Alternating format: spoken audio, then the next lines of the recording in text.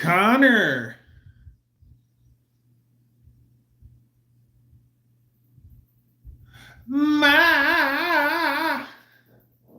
Howdy. Headed to Tennessee on the 4th with a car on my trailer. Nice. Are you going to race said car? Are you going to swap said car? My Mexican connection. Mortal Kombat. Oh.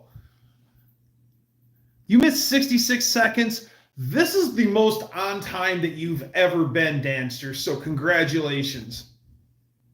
A for effort. Let's keep up the good work, buddy.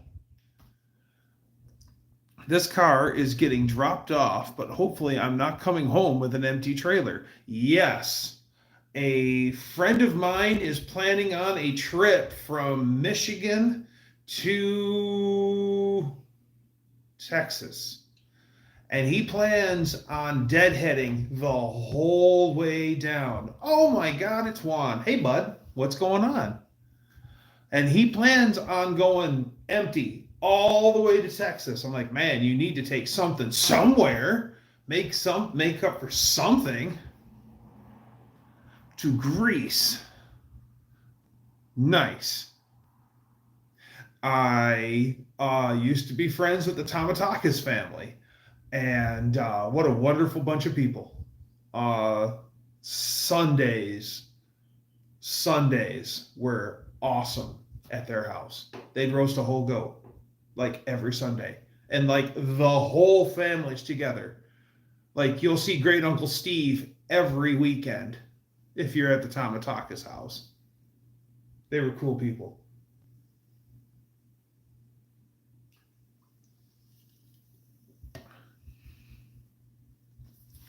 So yeah, I'm like, man, you need to find something going somewhere. Driving across the nation, literally, like 1,300 miles.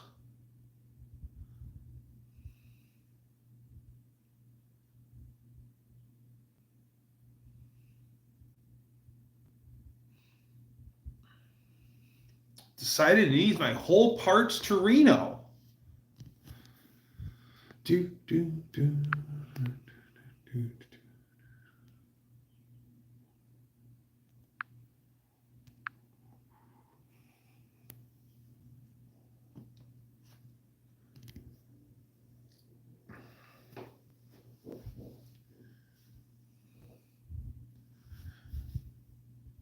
Scott is doing just fine. Scott is just taking care of some loose ends. And he is very busy. And for the time being, I'm filling in for Scott. So I'm just temporary captain of this ship. So until then, this is kind of what I'm doing every Monday. But I plan to hand the reins back over to Six when he's ready to do it. But not until then. Well, thanks, Juan. Yeah, he's okay. He's great. He's great. He's still moving forward with his projects. I actually got to see the Honchero sitting on all four tires, and it's pretty cool to see. Yeah, I finally dropped Scott off. We're all just temporary. Make the best of it. Yes. Yes. Oh, Terpsky Tom's here. One of the old Motor Trend vehicles for Hot Rod Garage was a red turbo Dodge Caravan.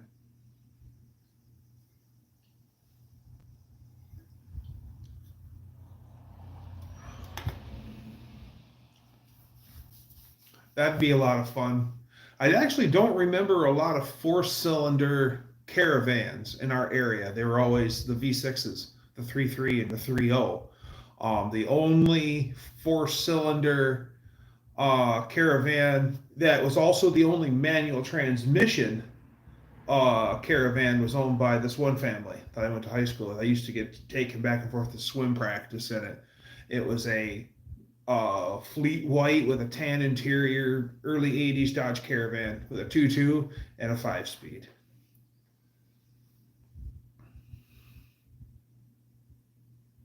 Hey, Kevin. Teflon Don, what's going on?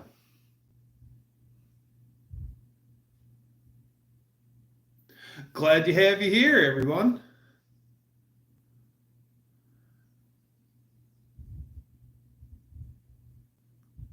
Any 1984 what?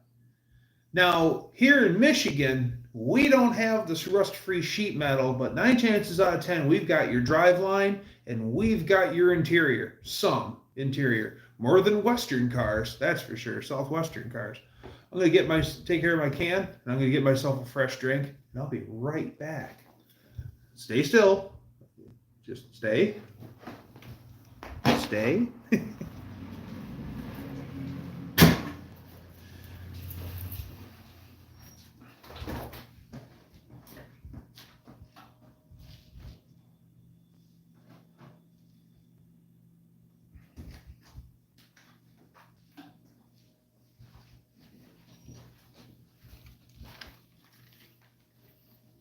Oh yeah, we'll close the door.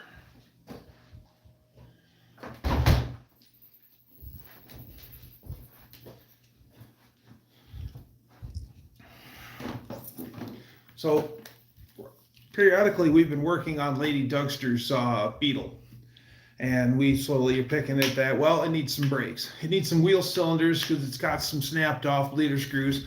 And those little things are just teeny tiny little bastards anyway. So all of a sudden she goes, well, wouldn't it take less work to get my Triumph on the road? Yeah. And so I'm going to start working on cleaning out the tank. And I watched a video on it, and I sprung for the POR 15 cleaner degreaser, because everyone says you got to follow the directions to a T and use all 3 things. So I sprung for this. So now I'm going to mask it all off, figure out a way to seal off the tank so that etch stuff doesn't rip the paint right off that tank. Kind of concerned about that. We'll figure something out. Anyways, so got all 3 of the pieces now. So then we've owned that bike better than 10 years, and it's never had coolant put in it. We've never had to touch the cooling system or anything. So now we are doing something, or I'm going to do something about it. Once I get the tank clean, then I'm going to have to run the bike, and I have to do a coolant change and actually flush it out 2 or 3 times with distilled water, like fill it, run it, cool it, drain it, do that like 3 or 4 times. And then I got Honda HP coolant. This stuff is Smurf P Blue. It looks like washer solvent. It's green. I've seen it in a drain pan. It's green coolant with a heavy blue dye. If you look at it just right, you can still tell it's green. But this is like what the modern Hondas get, and got it delivered to my doorstep from Amazon for $20 a quart. Now I know that sounds like a lot, but I'll bet you, because the last time I bought this at the dealer, it was $30 a quart, and that was a few years ago. I'll bet you it's over $30 a quart now. So it's 50-50 mix too, so it's ready to rock. It's actually really good stuff. I'm very happy with it in my Valkyrie. So that's the coolant we're going to be putting in the Triumph. So it's actually made for aluminum. It's one of the best out there, so I found out. Lucky me. Oh, almost knocked over my pop. Like my hat? Sorry.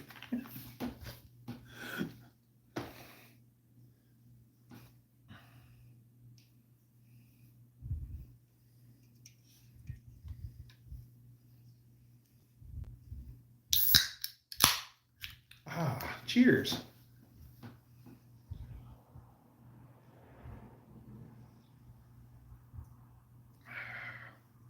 Oh, and I also have the front tire off of the Valkyrie.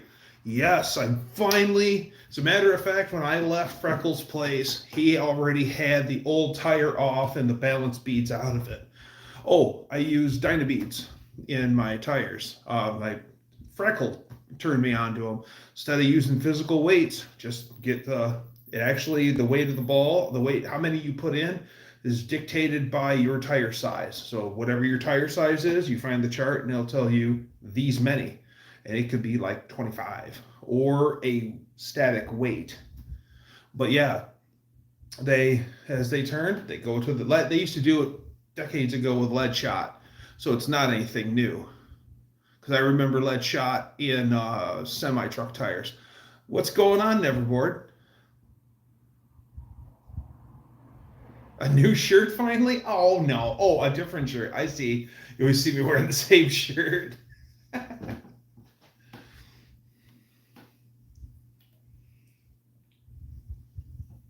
So, I'm going to see my bike doing a wheelie, man. It's doing a wheelie sitting still.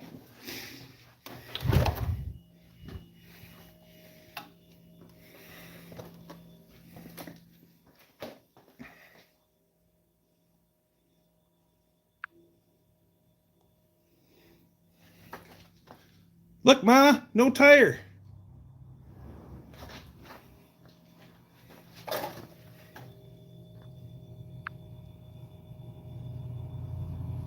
Boombox shirt. It says old school. That's me all the way. I'm all about old school.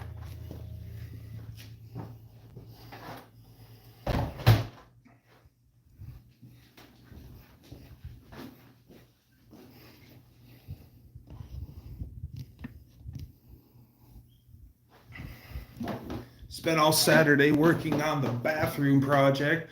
It's been hot the last few days. It's unicycle. It is right now. It is a unicycle.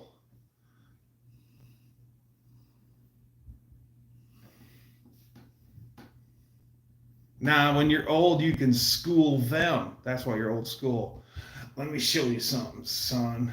Back in my day, we did it this way.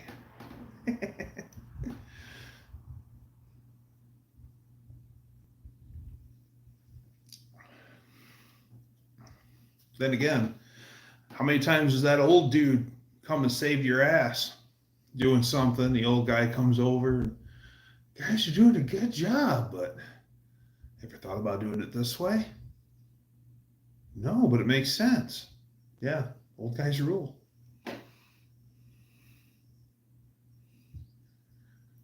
Fun riding a wheelie on that one. Yeah, with that big fender on the back of it, I don't know. You wouldn't get it up very high. Scroll back up to my comment. Scrolling. Master of None Garage put a cattle zombie guard on his Dodge Caravan. Ah, cow pusher, baby. Nice. You know, actually, here in the state of Michigan, nothing surprises you. And yeah, I've seen push buttons. We don't need that.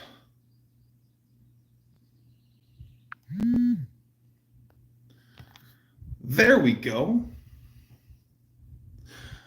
It wasn't cool at work. It wasn't hot. So it's only June. I think it was 95 today. It's a lot better now. The other Saturday, I didn't even. That's why I worked on my bathroom, is because it was so blessed hot.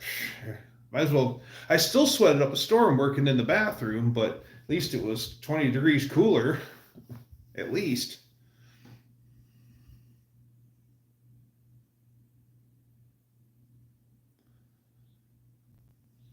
And finally got the paneling up, the paneling nailed in. I got the drywall screwed on, cut for the spigot and the shower head thing. And Put the shower head up higher. Am I right, people? Am I right? Right? Like 7 foot? Yeah. I put it up a clear foot over where it originally was.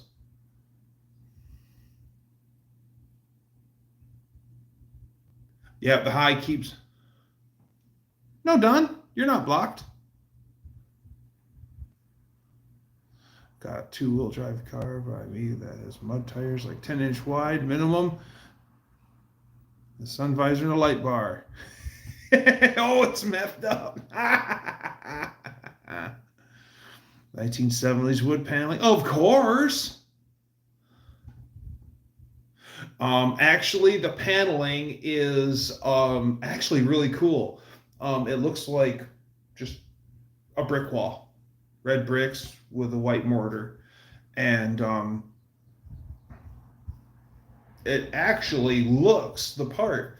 Like the first time I touched it at the hardware store, I thought I was actually going to feel like vac-formed plastic. Know what I mean? Like I was expecting to have a textured brick, but it's all flat. It's just an optical illusion, well printed. So yeah, I've got that up. So, and it's funny because where our master bathroom is still in the original structure. We have a big addition on the back of our house, so our house is block. So that actually goes through the wall, and so where we've got the brick paneling up over, it's hung on the brick wall with furring strips. So it actually is a brick wall, just not that brick. It's block. But yeah, I got the drywall put up. I still have to patch my screw holes, and I got like to paint the top, like where the shower enclosure. It's gonna be a stand-in shower, and where you enter in from the corner, so you're gonna have the 2 doors that come together at the point.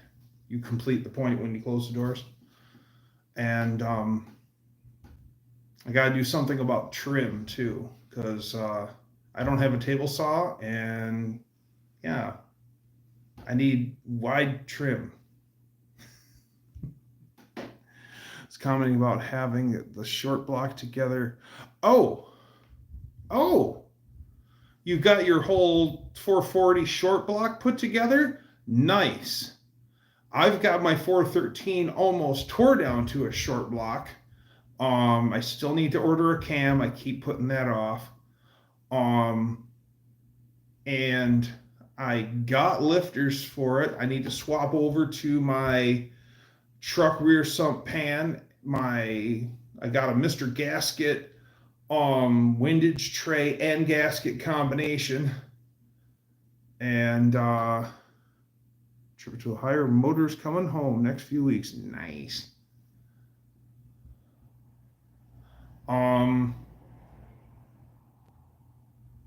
Yeah, so I just put that all in, and then I got the bottom end, and that's all painted and everything. Oh, and I got the dipstick and tube, the truck dipstick and tube, because a truck pan, the dipstick actually goes in from the side of the pan.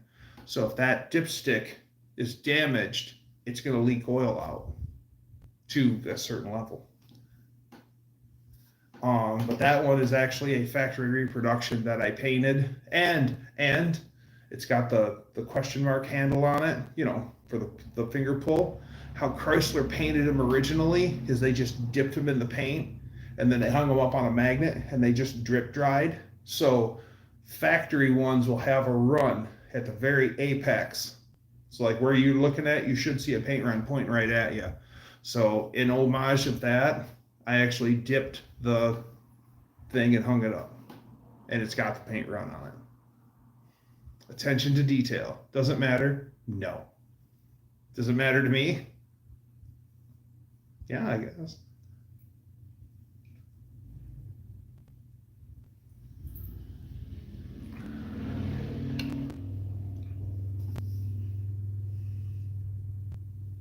I need something hauled from Akron to South Carolina. A wheelchair for his buddy Eddie.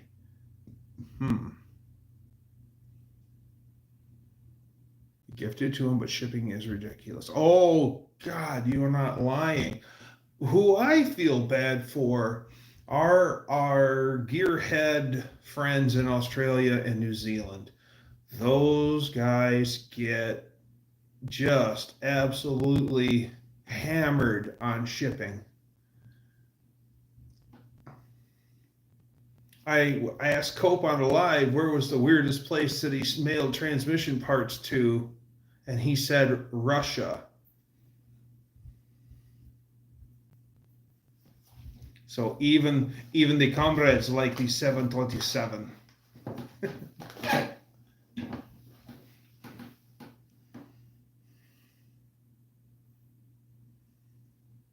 Shipping is ridiculous.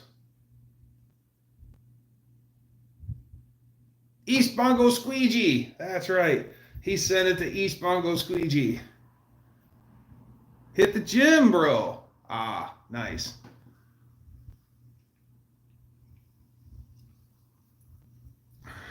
Nice to see you too.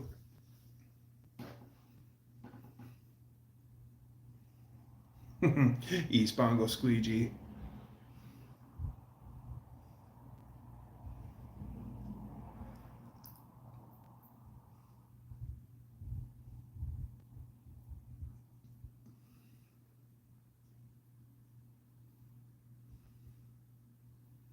I have a walker I need to get from South Carolina to Dayton. Well, the truck is going to be full for the cargo that he's planning on grabbing. Holy wow. He looked into like flying down to save because it's going to be 20 something hours one way. So figure 2 days are going to be dedicated to windshield time. And then he was looking into renting to get that extra day to fly down and drive home. And he goes, rent a big U-Haul, right? Just the regular van nose style U-Haul truck, it was going to be like minimum $1,900 to drive it from Texas up. Plus, you got to feed it. And plus, they charge you by the mile. So it was...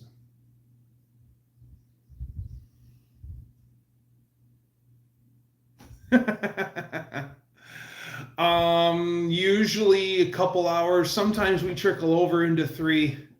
But I'll be here for a minute. Come on back, Kev. You're fine. I'm not going anywhere.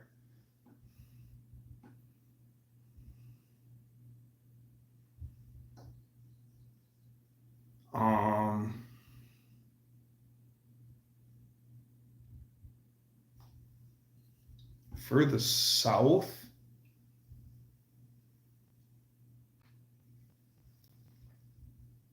I think the furthest south. No, I think it's Sykeston. Yeah. No, I've been to St. Well, no, Sykeston's south of St. Louis. Yes? Anyone from Kansas? I don't have a map in front of me. But as a kid, we went to St. Louis. So I wonder if going to Sykeston makes that the furthest south that I've been.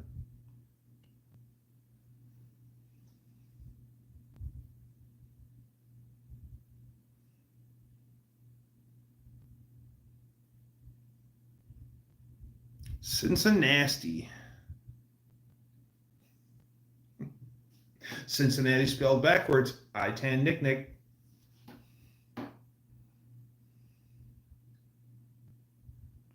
Home of Kings Island. Yes, as a kid, my next door neighbor was an only child, and her big thing was amusement parks. Still today, she goes all over to amusement parks. She loves them. She goes to the one closest to us a lot, and then she goes to Cedar Point at least 3, 4, 5 times a year. And Cedar Point is a pretty good thing. Yeah, I remember her all excited about Kings Island.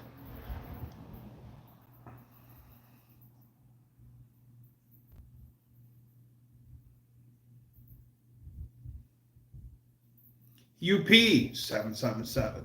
Take care, bud. Boo-cha, boo-cha, boo!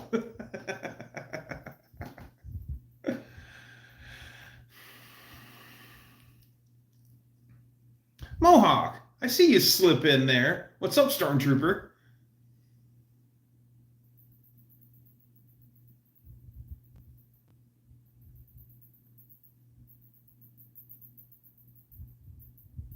Okay, I'm going to open some doors. Get some airflow in here. I got the fan going, and that helps. So, be right back.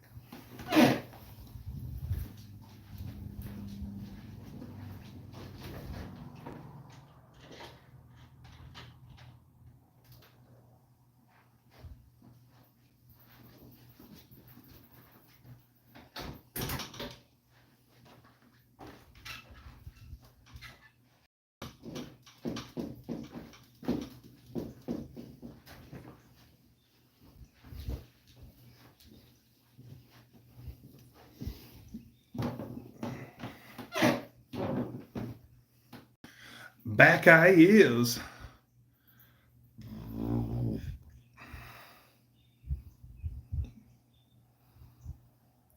Else down.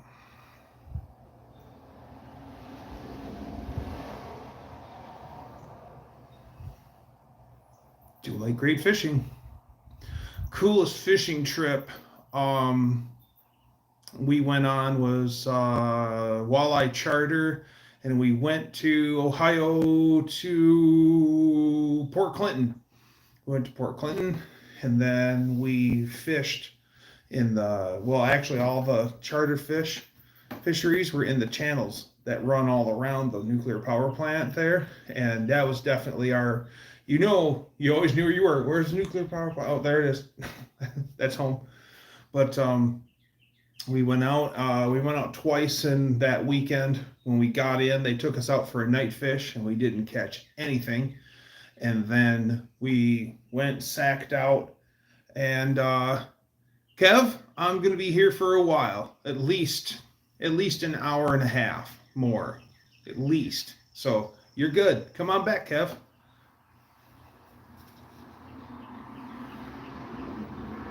All right, if you want to know how long I'm hanging, that's top secret info.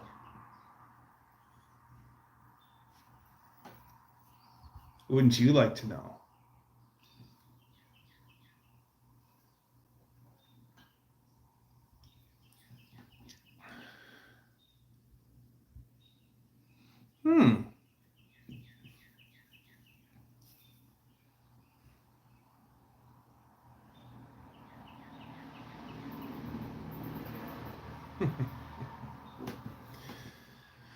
Oh, man.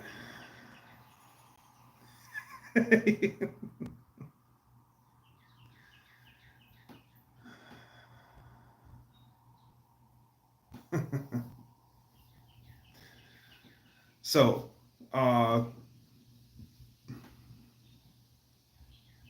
think you're repeating? Maybe.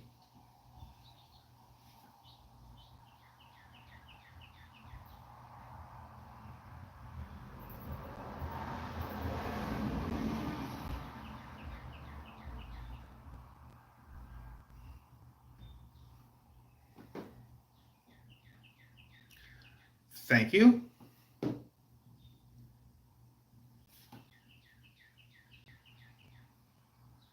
Yeah, it's still live, Kev.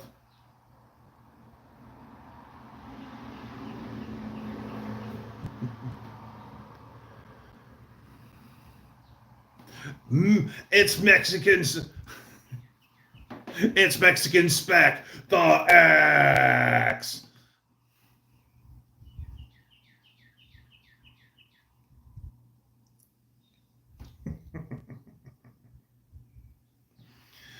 Man.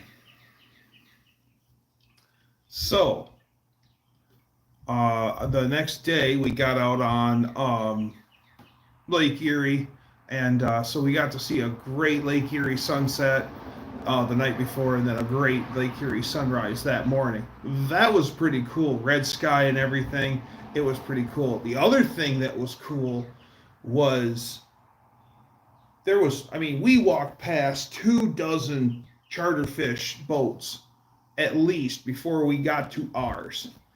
and seeing them all out on Lake Erie, all around us. Everyone's talking to everyone. Everyone's fine. You know, there's no competition. They're like, oh, it's hot here, guys, and other charter fish guys pull up there, and everyone's there just to get their limit. And we hauled in the fish. It was great. Yeah, that's exactly what I was thinking too, Danny Boyd. We got out and we just got out of the channel and was coming under speed, and yeah, and I'm like, oh great, red skies, great.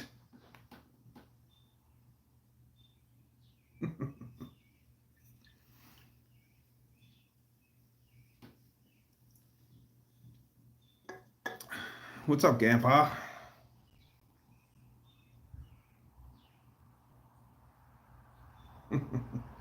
Yeah, caught our limit for sure. Um, it was a great day. A lot of drive time though. I don't know if I'd do it again just for the drive. Um, we actually used to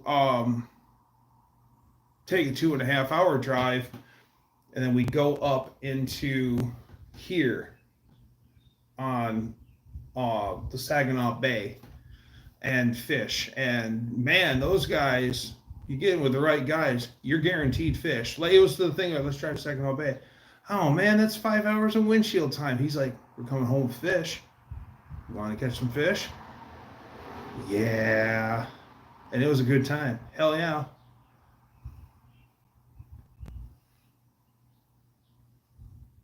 Had my spot in line Friday night for the new coaster at Cedar Point. Ooh.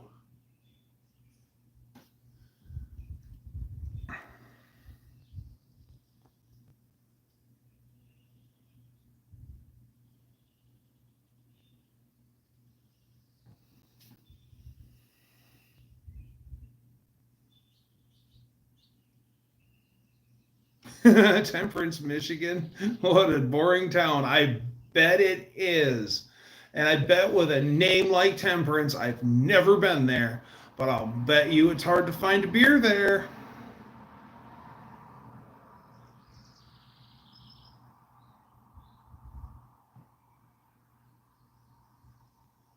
Right on the border of Ohio. Okay. Oh, okay. Okay.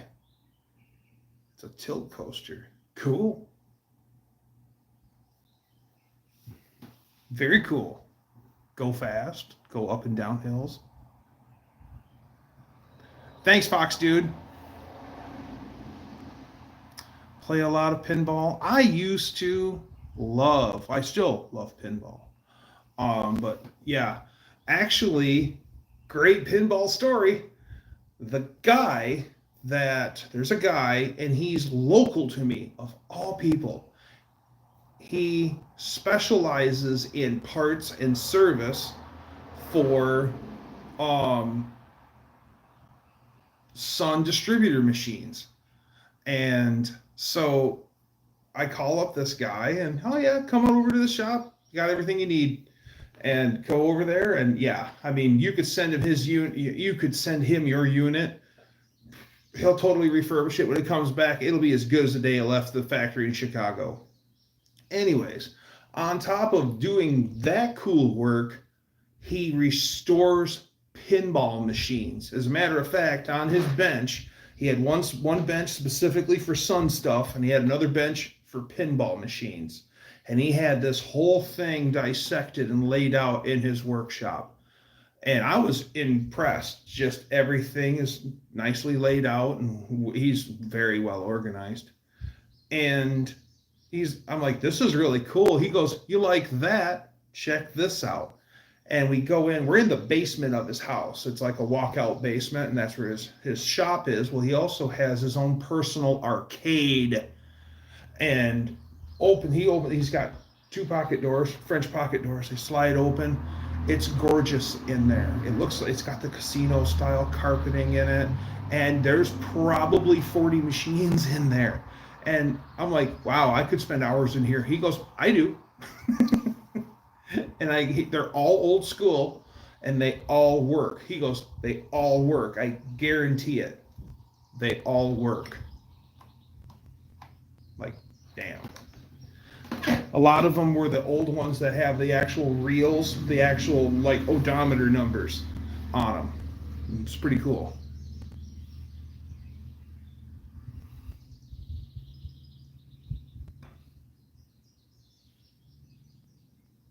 Pizza and pinball was all there was to do in Temperance. Could be worse. The pizza, I smoked it everywhere. School, commercial, jet supply. I worked at a pizza place, and the pizza place had a pinball machine that was like Pool Shark or something like that. And it had those phrases. It would say phrases. It was kind of like to entice you. And it was funny because I'd be all alone working in the store making pizzas. Nobody's in there. Our dining room had like 6 chairs. And so it wasn't like people were hanging out there.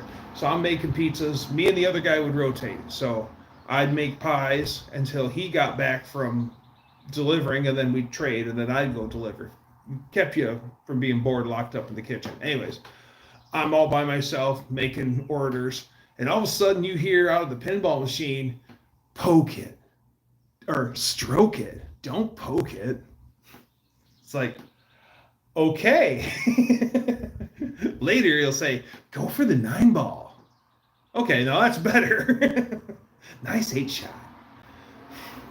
But it said, stroke it. Don't poke it. Or no, I'm sorry. Don't poke it. Stroke it. Be right back. Michigan wrestling champions. All my cousins wrestled. I swam in high school. I wasn't always a fat, disgusting blob.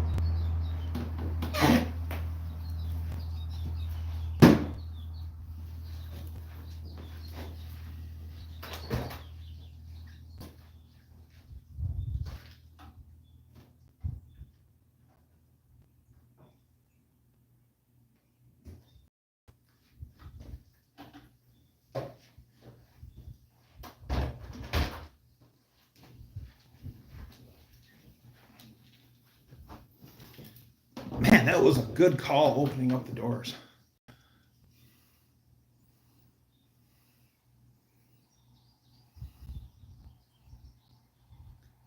Bedford were the kicking mules. That was creepy.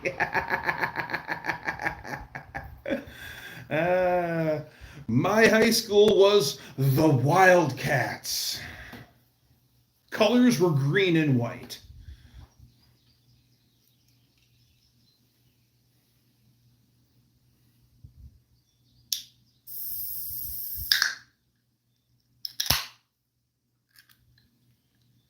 Monroe County, Michigan. Okay, I was figuring it was down by Monroe, down by the state line. Okay, I gotcha. No, I did not see the Schmidt show that the Gilmore car posted.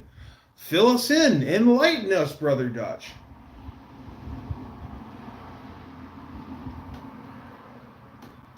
Thunderbolts. Ooh, green and white Thunderbolts.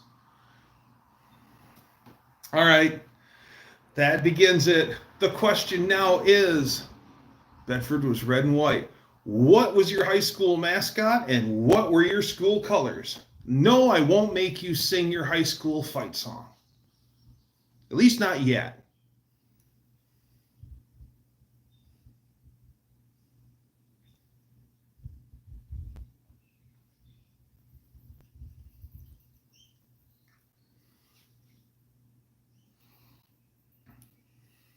The jackasses.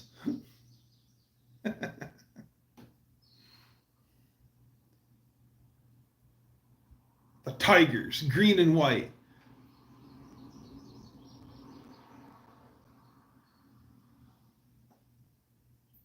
What's going on, Ari?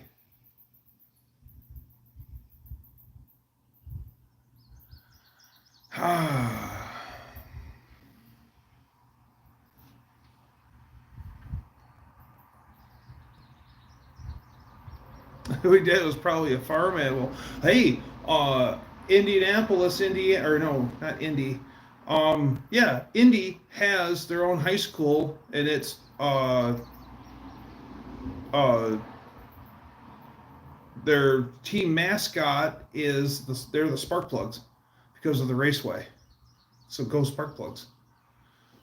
Gilmore canceled the Mopar show. They instead had a Mustang muscle car, supercar, and Mopar show, but only 1964 plus Mopar.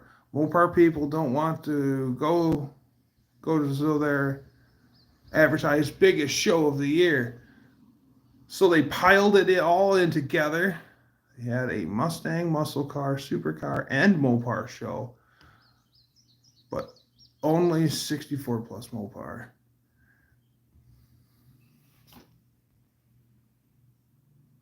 Had 241 cars. There was more than that at man. Things are changing because Gilmore, you could set your watch to the Gilmore. In June, we'd have the Vintage Motorcycle Show. Always in June. Always around the same giant Mopar show, watching the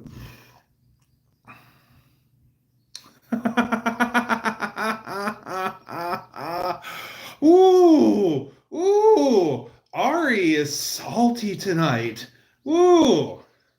I demand satisfaction.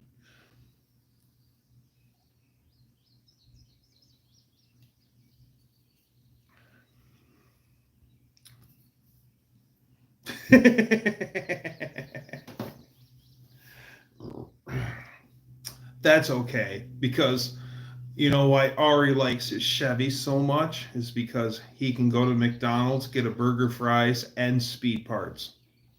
Yeah, I need a Big Mac, fries, and a Coke, roller rockers, roller lifters, and a roller cam. 1750, please pull around.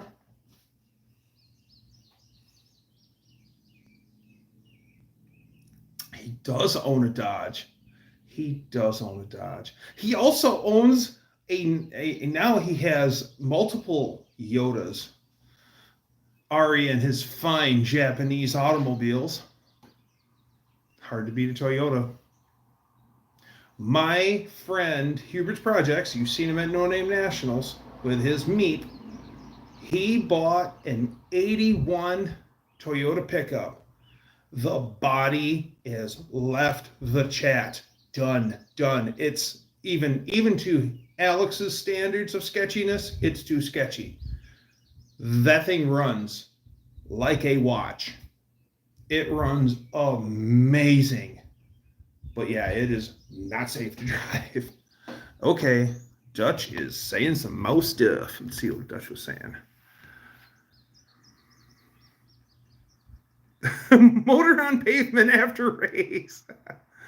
Now the museum event coordinator is blaming the Mopar people and publicly shaming them on Facebook. He also went and deleted comments that didn't align with the museum event looking good. Ooh. There's a brouhaha. There's a hubbub. Oh, a fracas. When I ordered the new transmission and clutch for that washer, I thought about asking the guy for a Hurst shifter too. How long are you going to be on, Doug? This is a very popular question tonight, Kevin. And once again, I'll be on for a while. So if you need to circle back, do that. Just an absolute Schmidt show. Yes. Yes. You can only get transmission parts. During the breakfast hours. Hey, gotta get up early. Oh, I need a torque converter. Damn it! It's 11 o'clock. Ah. During breakfast hours.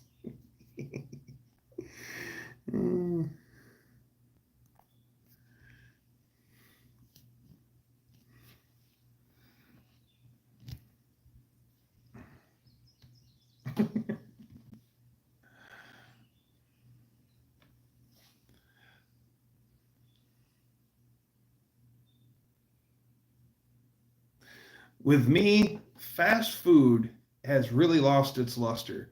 The price I'm paying for what I'm getting, it don't feel right anymore. And I'll tell you what, play your cards right, and you can do pretty damn good at home. We did our famous bacon wrapped jalapeno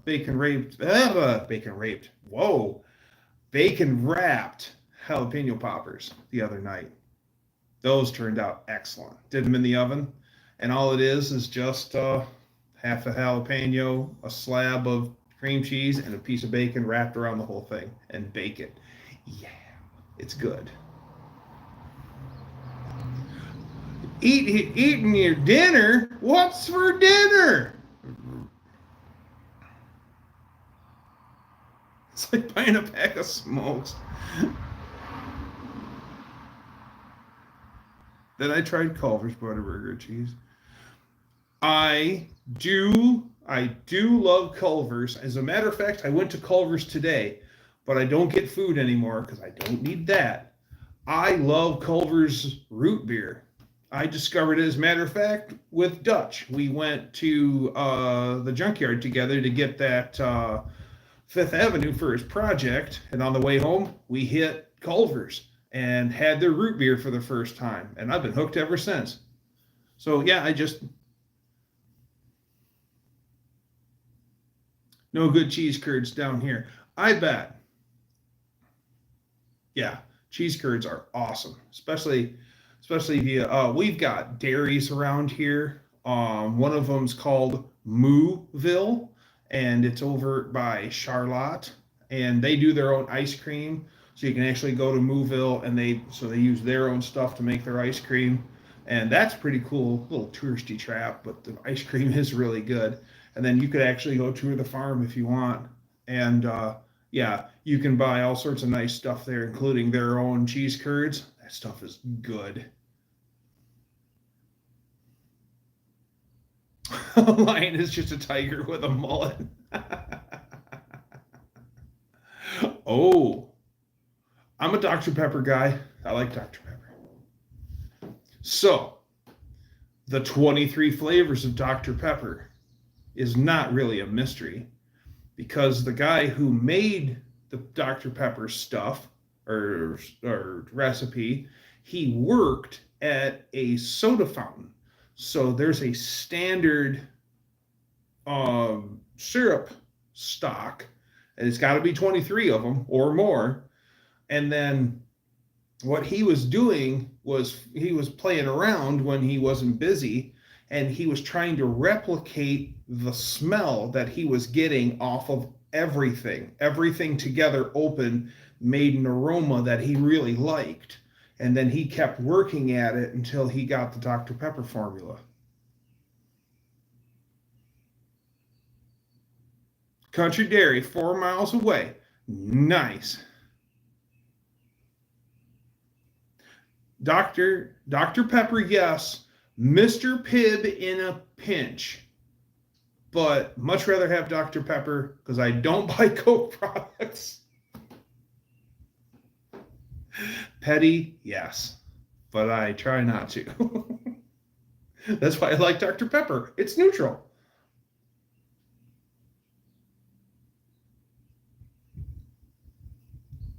Bean Street, Mopar, what's happening? Caramel is the best flavor. Dr. Pepper cherry's good. Dr. Pepper cream soda wasn't bad. Had Dr. Pepper raspberry or blackberry. Dr. Pepper blackberry, and I wouldn't want a lot of it, but it was good. That was like something every so often. Why are you boycotting Coke? Dr. Pepper, moon pie, black coffee, it'll get you jacked up to feel the stomach. RC isn't bad. Royal Crown. Why do I boycott Coke? Because Pepsi is a family affair. My grandfather retired from Pepsi. A relative of mine is a big Pepsi muckety muck. He works at corporate. And yes. And that's why I'm vehemently Pepsi, because it's a family affair. Always. Always. I bring Faygo to No Name Nationals, but that's just a down home cheap pop from Detroit. That everyone has what they want. It's all good. If Connor's here, he'll tell you. He's all like, Red Pop, I want Red Pop. It's a strawberry soda. It's good. It's their original flavor too.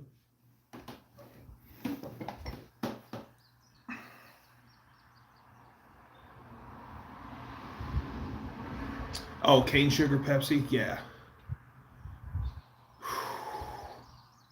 You know, no on the Dr. Thunder at Walmart. I usually I'll give everything a day in court, but I find that usually you always want the genuine article.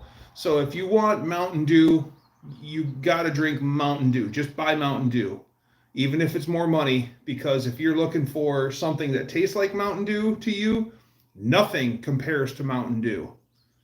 Either you got Mountain Dew or you don't, whether it be Kick or it be, I don't even think they make that anymore. There used to be a Mountain Dew-esque soda called Kick.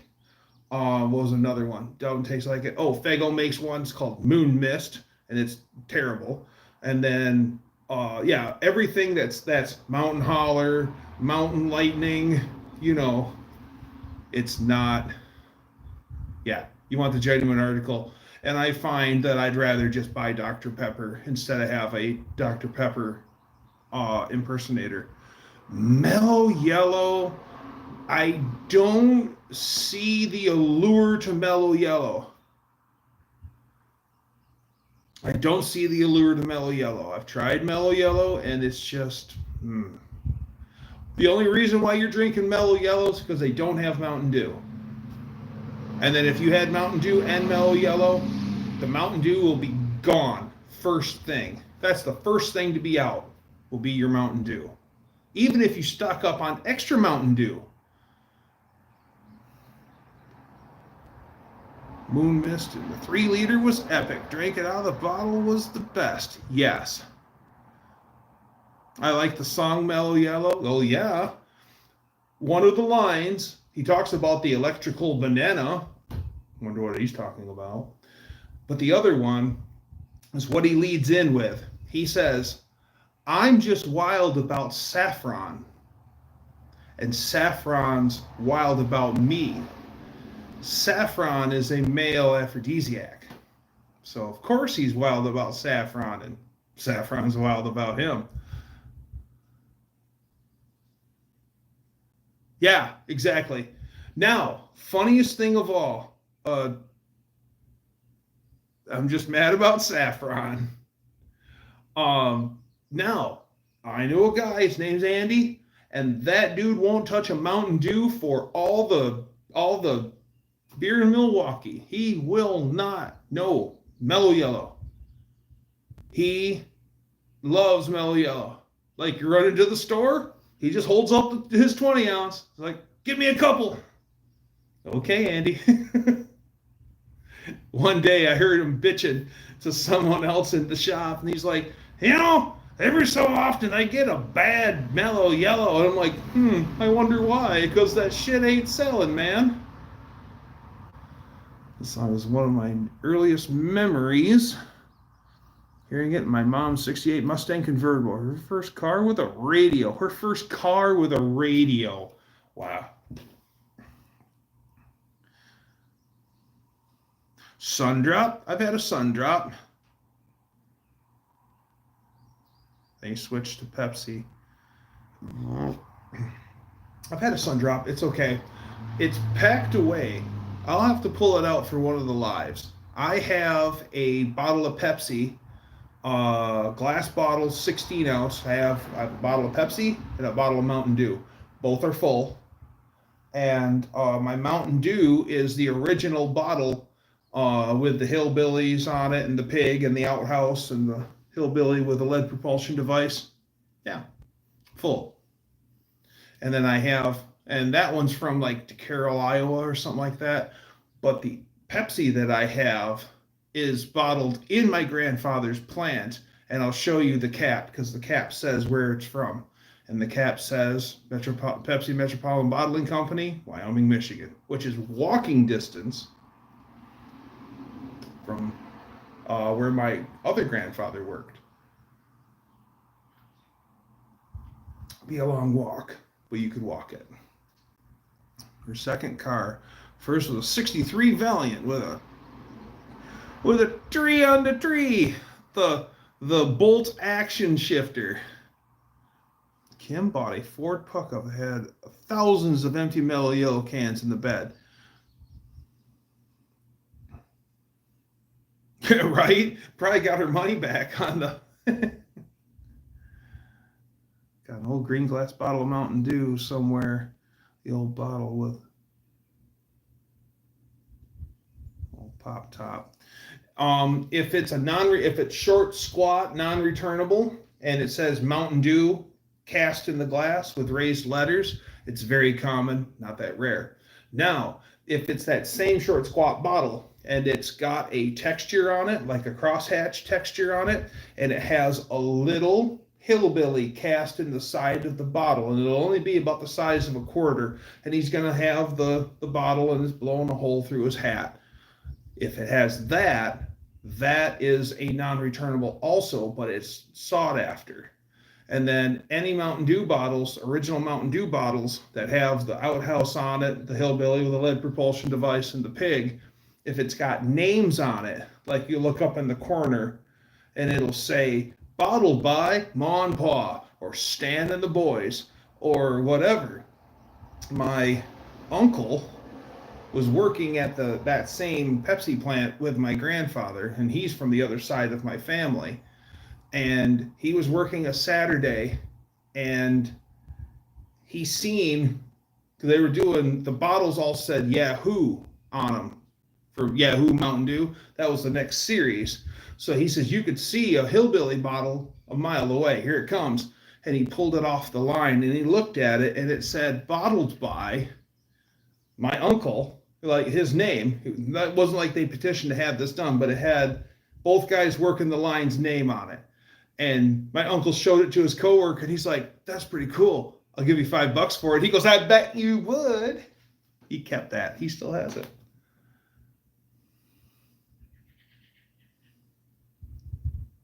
Every one of those cans said bees living. Of course they did.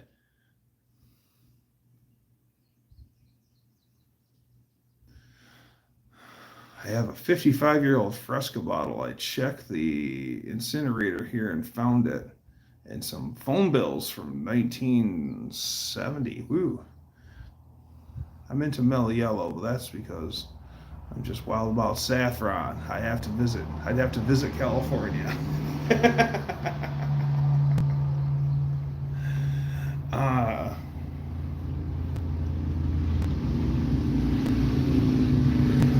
Oh, people are out on a ride.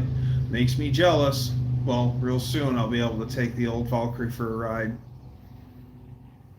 I'm looking forward to that. Dean is actually wild about lawn care lately, feeding the cats and getting ready to take care of the lawns, plural. Superman and Green Lantern ain't got nothing on me. Whoa.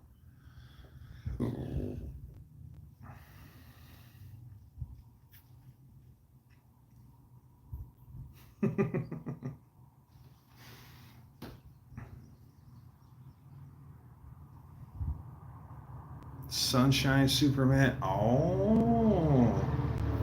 Dun, dun, dun, dun, dun, dun, dun, dun, dun, dun. Yep.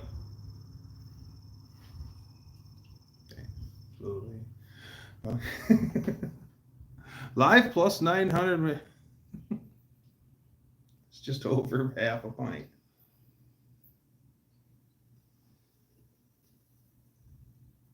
There is a brewery up in Cedar Springs, Michigan, which is probably inside of an hour north of me. And it's a German themed brewery, and the food's German themed. You can get all sorts of different schnitzels there. They also have the Jaeger schnitzel, which is the hunter schnitzel, and they got Spatzen, which is like it's like little bits of pasta. It's like little bits of pasta. It makes you think of like rice-a-roni type stuff. And then they do flash fried Brussels sprouts, which are really good. And but all the beer glasses have the German mark on them for a full glass. Like you pay for a liter, that is the line. You are getting a liter. Suck up metrics. I think it's weird. Like we buy most soda by the ounce, but we have 2-liter bottles and 3-liter bottles. And a liter is 1.1 quart.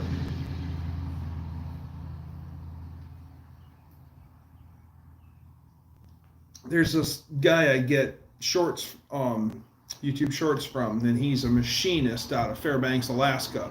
And he was talking about dealing with Caterpillar and going to get explain to me the 16.9 ounce bottles. I don't understand the 16.9 ounce bottle either. And because we used to pack in 16 ounce, those are the big glass bottles, and then around 1989 or 88, we switched over to the 20 ounce plastic bottle. So even though it looks like it's funny, I'll bring one of those glass bottles out, and it looks like this big, tall drink. And then you pull a 20 ounce pop out, and you set your regular 20 ounce modern pop bottle and put it next to it. And you say to someone who don't know the difference, what's bigger? And they're like, the glass bottle. That's a big old. I go, this is 4 ounces more. It is? Yeah, and it's like a third of the size.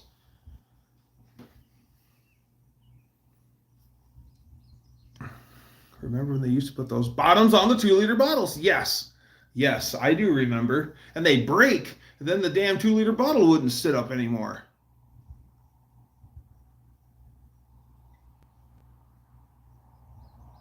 Like 69. Ha! Yeah, I don't understand the 16.9 ounce bottles. And unless it's a multi-pack to make something, I don't know, maybe cheaper. Because like at one time we had when milk prices were getting absolutely ridiculous, companies started to make a 3/4 gallon of milk. So at least you had a different price point, so you could still get a good amount of milk, but not have to pay, $10 for a gallon of milk, but $7.50 or whatever. Just throwing numbers out there. Oh, sorry, I got sidetracked. So Caterpillar is an old company, and they did everything in standard, and then they switched everything over, and everything's in metric. And then, so they're telling you that you need to machine these parts to this really weird exact metric specification. And then he quick converts it. Then he realizes that it's 3/4 inch. It's standard, but they're using everything in metric. So you got these weirdo tools. Everything has to, yeah, it's standard. This is really great for large layout. Luckily, I don't like milk. At Rivian, I get frustrated with engineers didn't understand my standard measurements, though. Yes.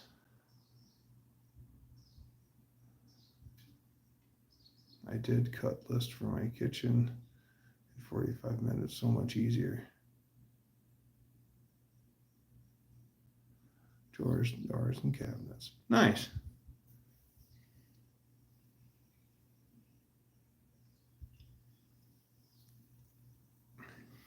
Well, trust me, engineers just never understand you because you Yeah. Everything metric till you need a quarter, 3/8, half inch, or 1 inch drive ratchet. Now that's what's, you're right. You're right, because everything's metric, but even they have the same drive tools that we have. So I wonder what it is, in conversion. Cabinetry is fine art. Drawers that don't suck are godsend. Oh my God. Yes. Yes. Yes. Yeah. Trying to make a dovetail joint. And we're not looking through a glass onion this time. What did I just reference? Earn points.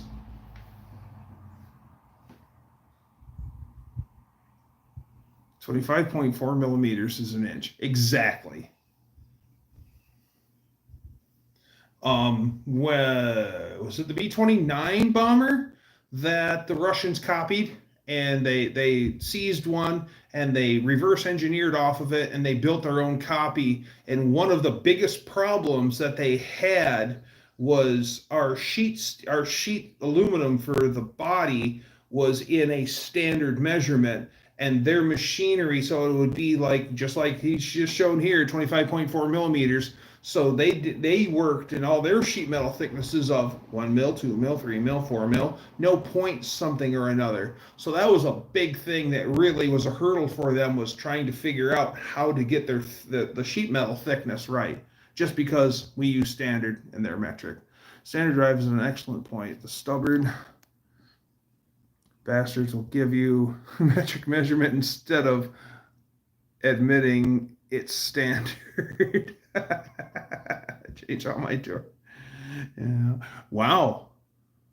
That's cool. Aircraft only use standard SAE. The other problem they had was they were all junk.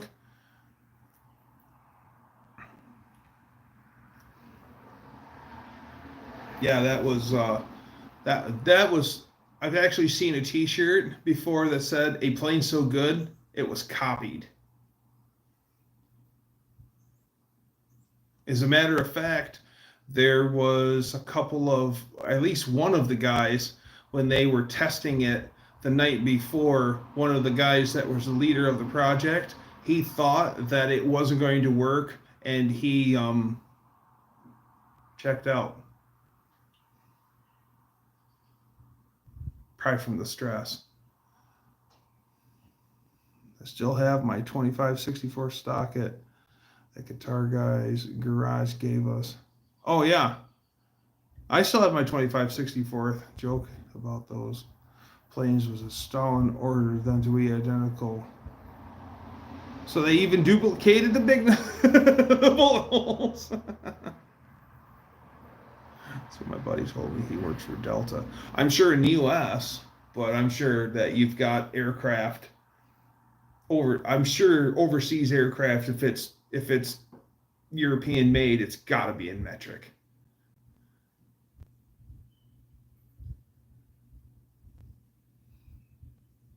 Aren't those sizes the old Wentworth ones?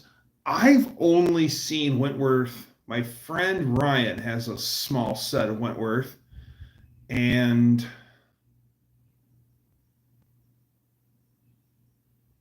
two other guys. Oh, I think you need them sometimes when you're working on old Triumphs. I think so. I think old Triumph motorcycles had Wentworth, some Wentworth on it.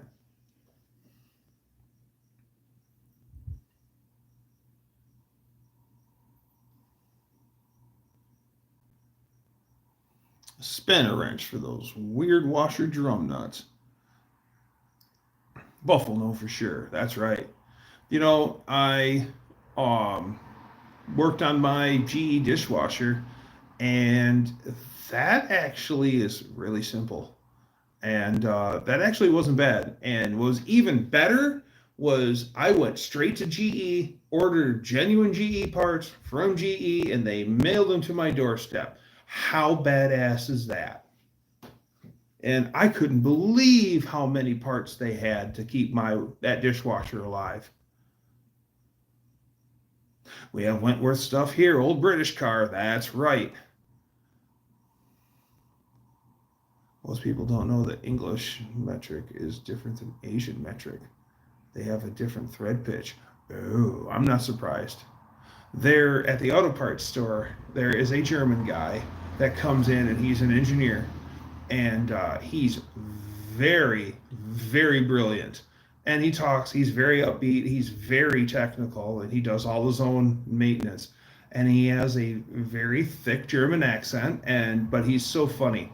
And he said one of the hardest things that he ever had to learn was SAE. And he goes, why do you have multiples of 10? He always makes the multiples of 10 argument, which he's right. But at the same note, it's like, multiples of 12. He goes, that doesn't make any sense. Won't get that service with Samsung.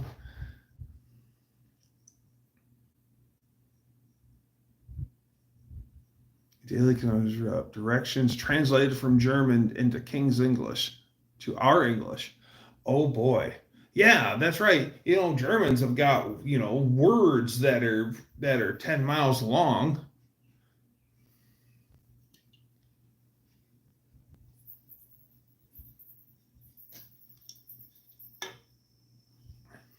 Daily conundrum. Where someone close to me works.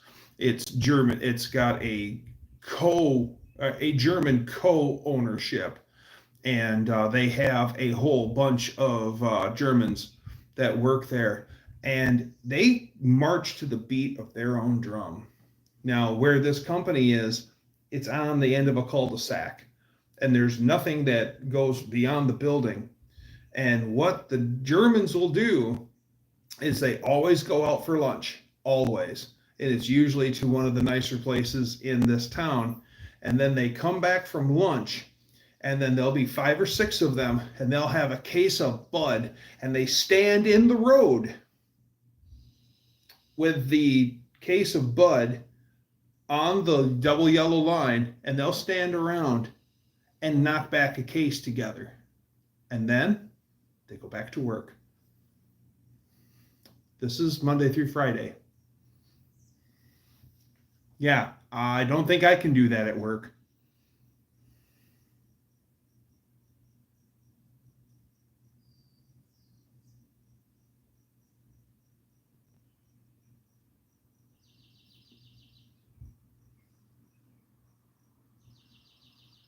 I know very little German. My grandmother tried to teach me. Most Americans understand SAE and metric very well. Europeans hate SAE because they don't understand it. Right, because they can't wrap their brain around how they're so used to their system. Yeah. I stood on my cul-de-sac this afternoon drinking Coors Light, had 316s. Nice. We cut 10 sheet at a time with our beam saws. Wow. I'm turning back to look at my truck. 16 ounces, tall boys.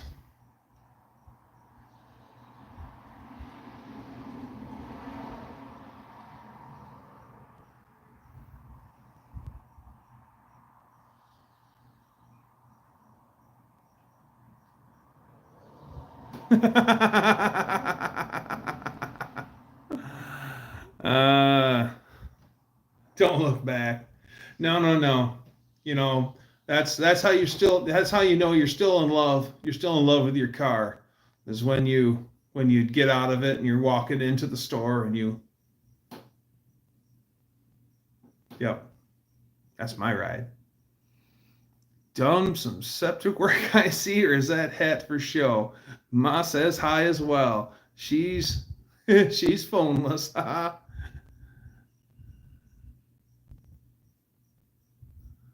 To the LS Aspen this weekend? I don't know. It's over half an hour out. That might go against my new policy. I might. What day you want to do it? Saturday?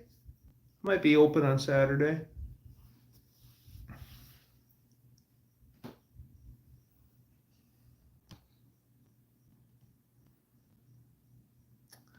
This is a defunct septic company. This was all when I was a little kid. These hats were all the rage. This was big funny.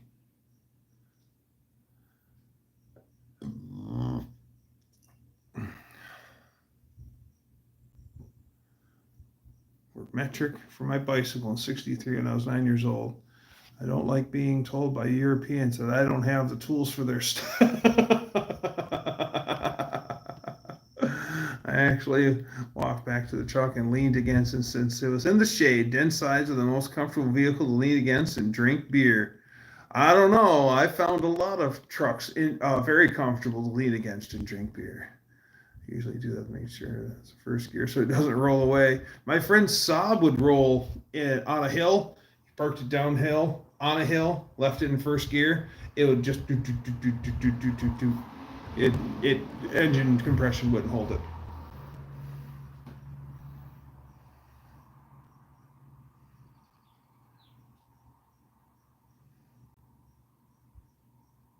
Ooh, ask Buff about SAE tools from aircraft. What I would really like to see is Buff do a real big tutorial on safety wiring, because that stuff looks cool. Where they've got like the wire done in the letter S, so the letter S is pulling both the fasteners, keeping them tight. That's just so neat. It looks so good when it's all done up. It's almost to the point where you're like, oh man, this looks so nice. I hate to sit there and snip it or cut it all out with my pliers. Never. Nice seeing you. Thanks for stopping in.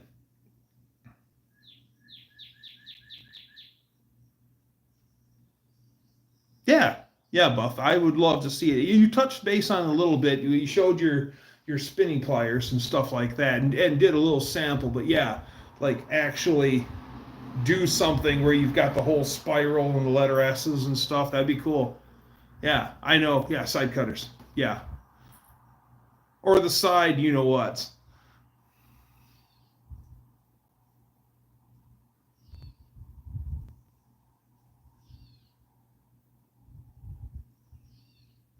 Metric heads and SAE threads. Oh, man.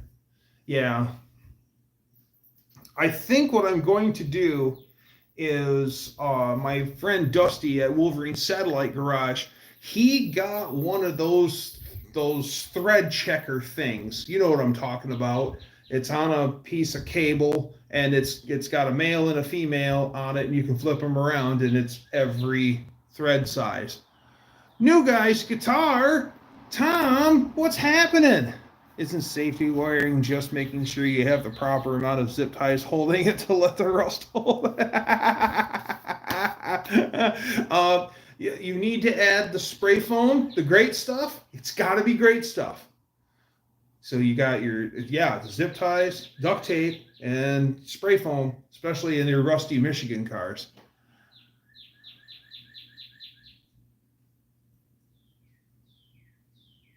I have a pair of military steel composite pliers for the JP4 fuel pumps. Oh, it's a brother of XMC. It is a brother of XMC. When I was a low-ranking airman in the Air Force, I got the safety wire jobs because none of the experienced people didn't want to do it. I could totally see that. It's, man, just watching that stuff done, there's a lot to it. And it's one of those things where you can be very overwhelmed quickly because you cut that out and you're like, you just twisted up some wires there. Psh, I can do that. Can you?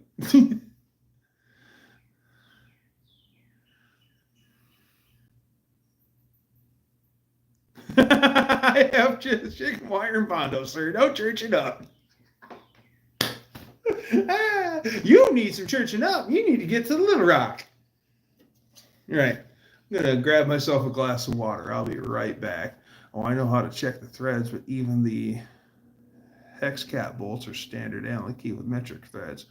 See, always working on machines. Yeah. That's why it's key to make sure that, you pull something apart, all the fasteners go back in their original homes. Because I Yeah, I'm kind of a stickler about that because it's bit me on the butt so many times. All right. Be right back.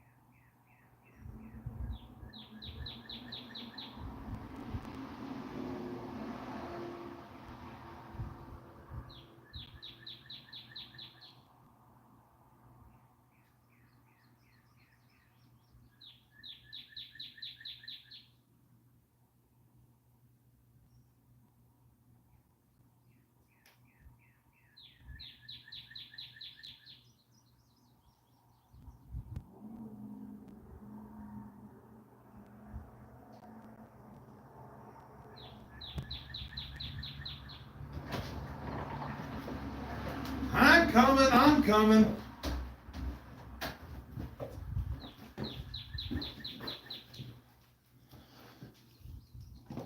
Oh, I have returned.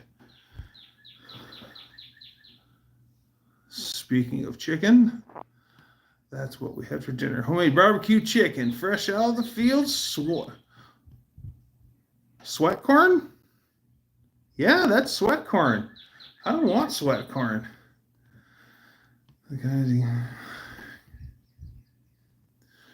What's the worst? Employees using metric keys and standard caps. I'm seeing a lot of this to replace them. You hate me for big brains.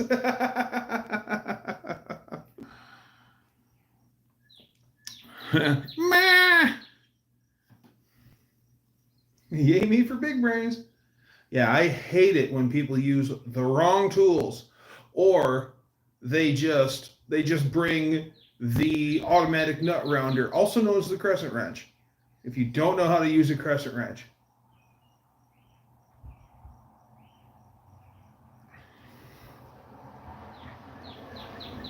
guy borrowed my crescent wrench and he gave it back to me.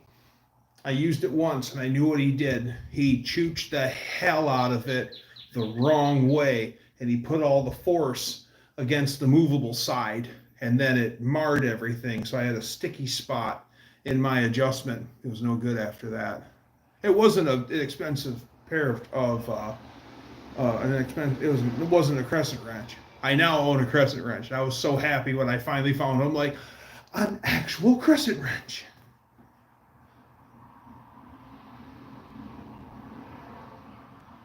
Welcome back, Mean Street.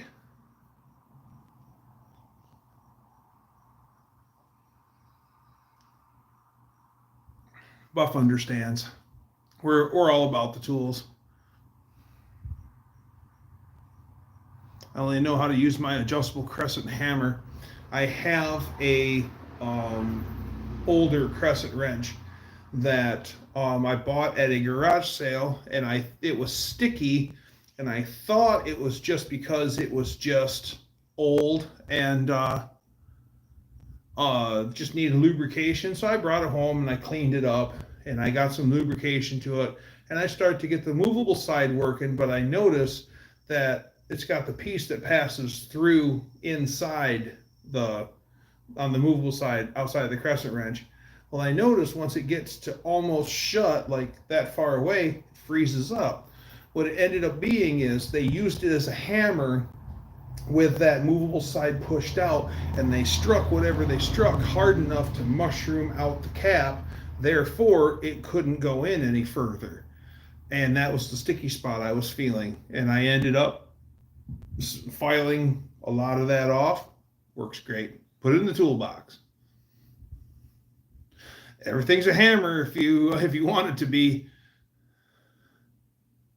Only morons use a crescent wrench backwards. Well, once you know better, that's the thing. Once you know better, let alone a half inch on a 13 mil, they think it's okay for some reason. Yeah, because it's the one that fits. 407? Hot damn.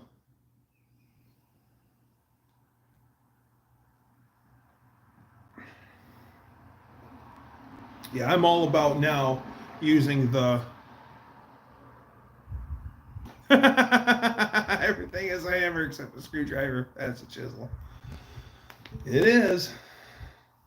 And notice every snap-on tool says not a chisel. And we're like, sure it is.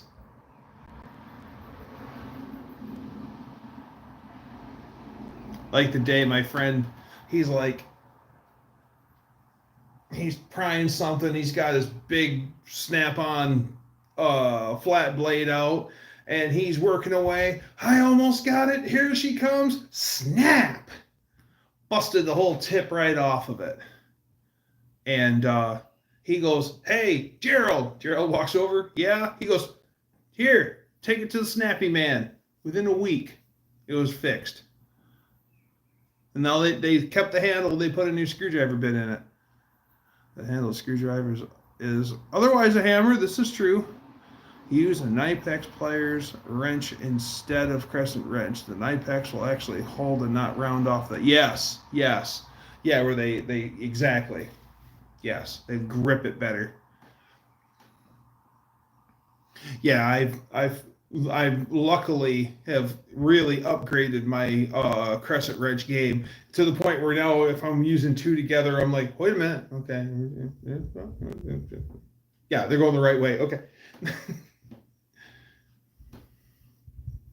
Because when I was younger and didn't know any better, some guy, you broke my tool, and I'm like, no, I didn't. It still works. No, but now I understand. We need to call a power company. Heavy duty metric, no problem. Try this.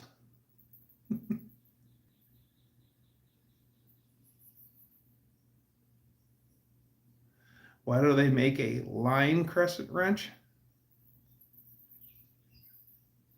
Line. Like for linemen? Guess I'm not picking up.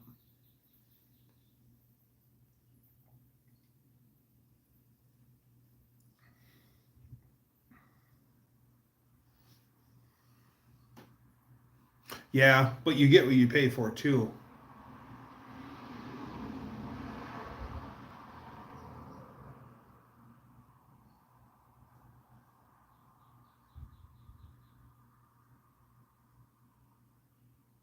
Yeah. Yeah, Knipex are good though. Well, I mean, when you're around line wrenches. Fits around a brake line. Yes, non-adjustable. Yes, the line wrench. Aha. I'm surprised Crescent doesn't. Like for doing brake lines. Yes. No. Duh. Thanks, guys.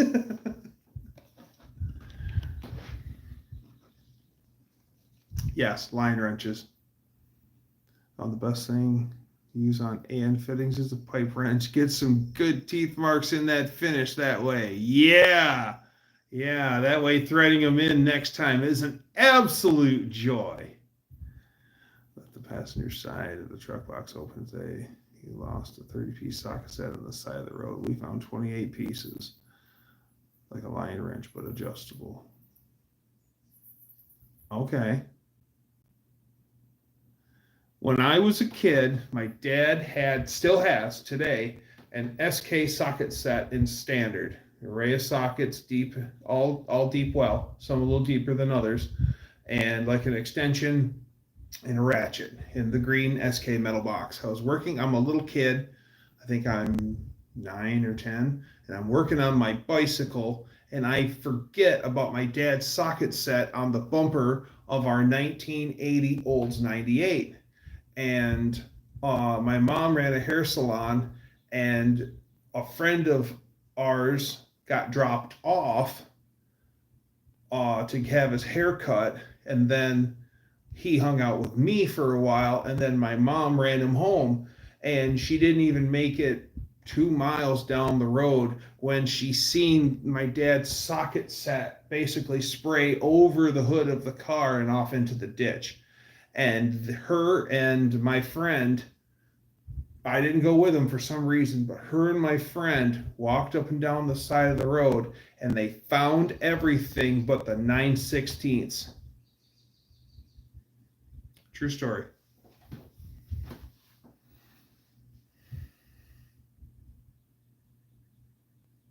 Couldn't call him fast enough on the phone. We had the walkie-talkies. Those walkie-talkies are nice. Time to go to the patent attorney again. Nice. Yeah, the walkie-talkies are huge. That revolutionized deer hunting for me and my family. That was so neat to be like, he's headed your way. There he goes.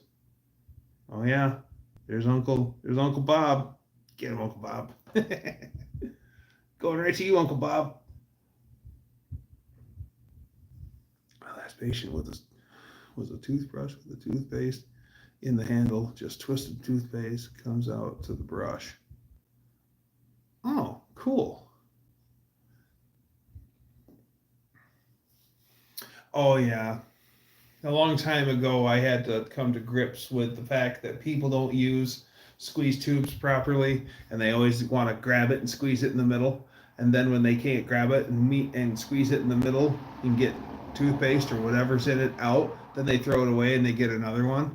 And you're like, dude, you just threw away like a third or better of product. And if you squish it all down and roll it all up and make it a little package, then they don't like to use it because they can't grab it and squeeze it like that.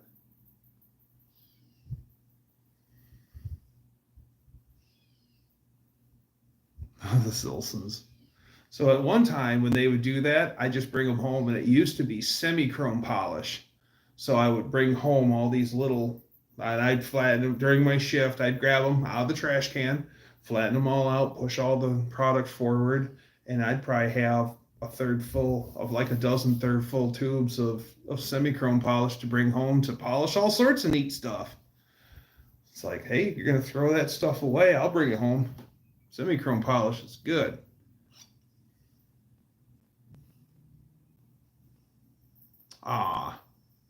Someone beat him to the draw on the patent. I'm getting so many toothpaste tubes that are a third full of air. That didn't happen in the past. Well, yeah, they've got choice. They can either raise prices on you or they can give you less. And sometimes they do both. And sometimes they very craftily give you less, like the not as much stuff in the tube.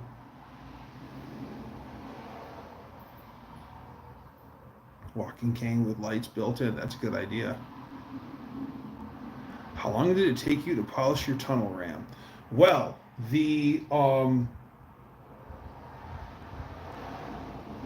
okay, so the lower unit came from Just Mopar Joe, brilliantly polished. So I cannot take credit for the lower. Get it? Big diesel.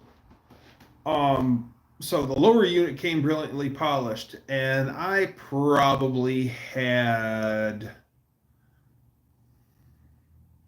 few days tied up, just picking at it a few days, like pick it up here, work a few hours, pick up here, work a few hours. I think I had a few days of time tied up in that. And I did it with 80 grit, 80, 320, 600. I think 600, I went to 1,000, 1,000 to 2,000. Then I hit it with a polishing cloth, a 3,000 grit polishing cloth. Wear breathing protection. Wear breathing protection. Metallosis is no joke.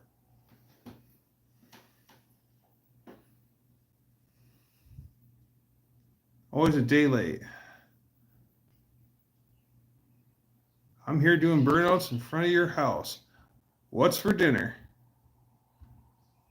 Steak and eggs if you're doing burnouts in front of my house. Yeah, it's a 4 at the 5 price. Yeah, shrinkflation.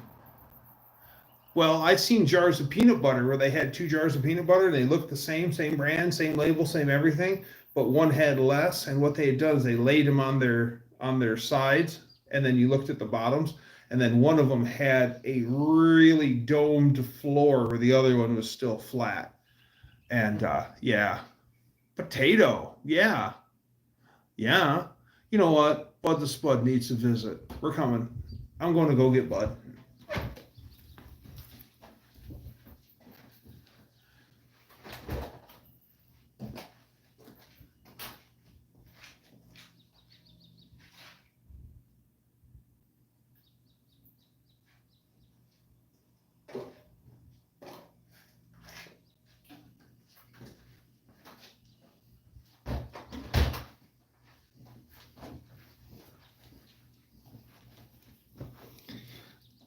Bud's sprouting. There's Bud. He says hi, everyone. He's shy. My friend's like, you need to get a Mr. Potato Head set for him. And I'm like, no, he doesn't do that. That's not Bud's thing. Bud's offended. Don't do that to Bud. There are 5 things you can do with that. My favorite one is not have it. I'm a huge proponent for that. No debt. Not even half-gallon of ice cream anymore. They don't make half-gallons?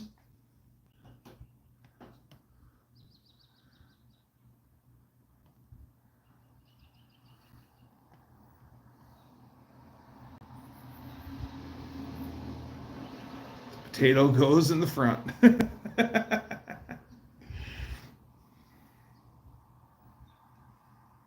Bud the Spud, Bud the Spud, Bud the Spud, Bud the Spud, Bud the Spud. It's Bud the Spud from the bright red mud, calm down the highway smiling. Them spuds are big on the back of Bud's rig. They come from Prince Edward Island.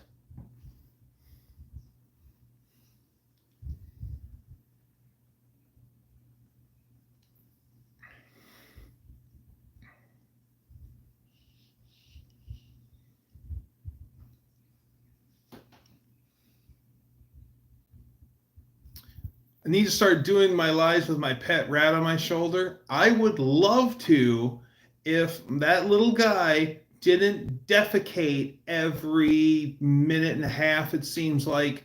Yeah. And I don't know where they both are wandering souls. So you can't I'd have to basically be doing this the whole time. Yeah, he won't just stay put. But that would be cool. Reduce the quality of the time of delivery. Alchemy, be your sidekick. I'm Ed, or no, I'm Johnny Carson, and this is Ed. Yes!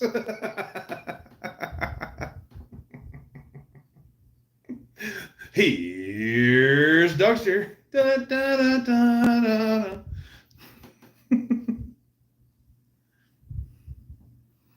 Get a neck bib or a towel. Yeah, rats just leak. Yeah, they'd just be all over the place, and then yeah, just that's the only drawback is they're constantly, it seems like.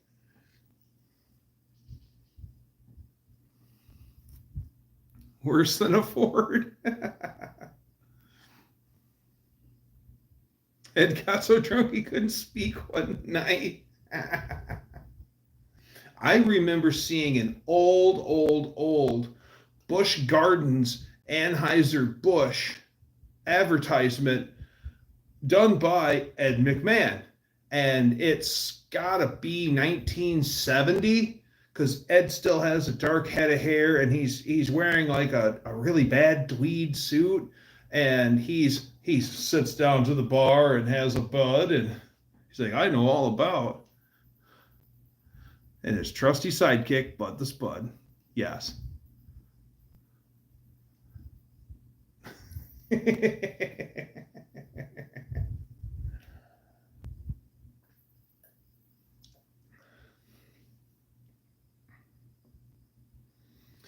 sad thing is towards the end of Ed's career, he was like down and out, penniless.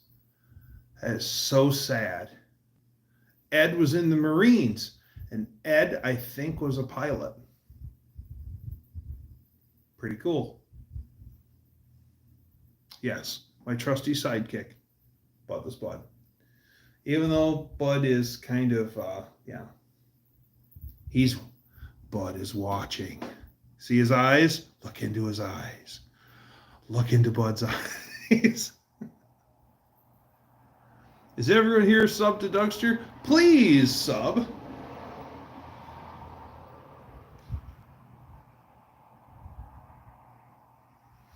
I appreciate it, y'all. I really do. Retired Marine Colonel? Woo! Woo! I did not realize.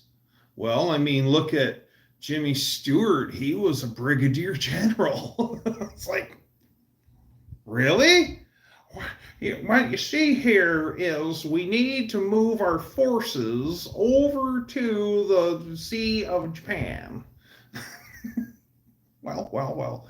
You know who does an absolute spot-on Jimmy Stewart impression is Thumper the Sweaty Fat Guy. It's amazing. Plant the tater. Buff tried, and they didn't work for him. He really tried. He cut up his Bud the Spud, and he tried, because we even called it Descendants of Bud the Spud. Jimmy Stewart. Jimmy Stewart. No fear counseling services. Until Shop Truck has keystones. I don't have any keystones. I'm not opposed to keystones. 8s and 10s. They need to be 8s and 10s.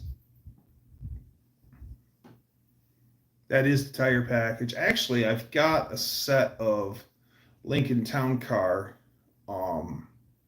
spare tires, or spare rim, just the rim. It's a cast aluminum wheel that looks like a drag light, except it was rough cast. And I'm going to have skinny minis on the front for when Shop Truck goes into drag mode. Will it really be in drag mode? No. Will it look the part? Yes.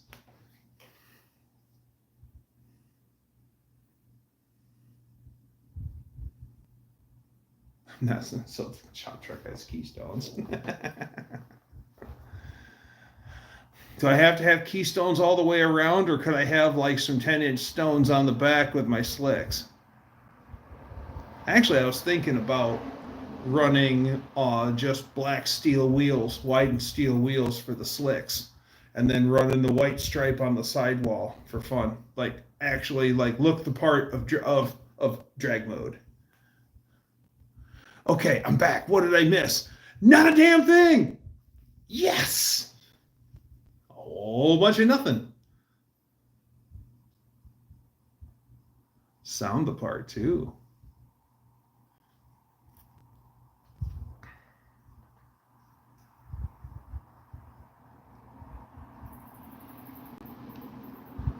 Sweet! Fist pump!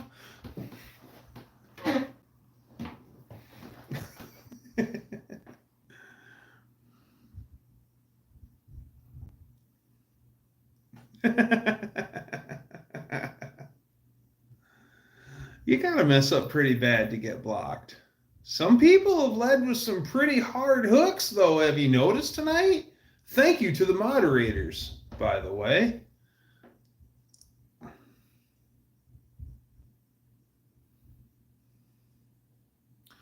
$15 by 10s on all four corners. It's time for real racing, son. Wow. I don't know if I'm ready for the 10s up front. Probably be my luck. I won't be able to turn it or have much of a turning radius. Go on, critter. Okay. We got critters coming in, so I got to close the doors. Watching from Pakistan. Wow. Very cool. Yeah. Yeah, they sure did. But they got soundly and swiftly taken care of thanks to the Blue Wrenches. Blue Wrench Brigade!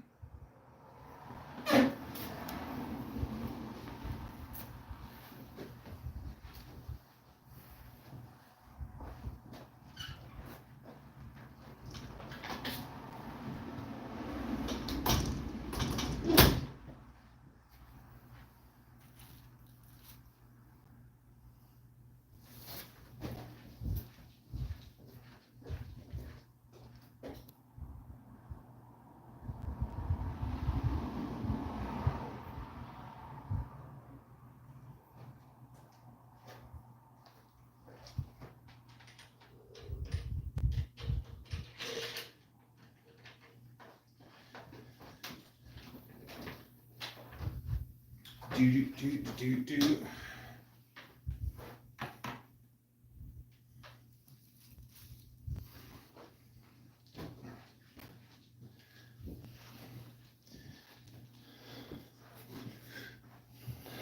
All right, I'm back.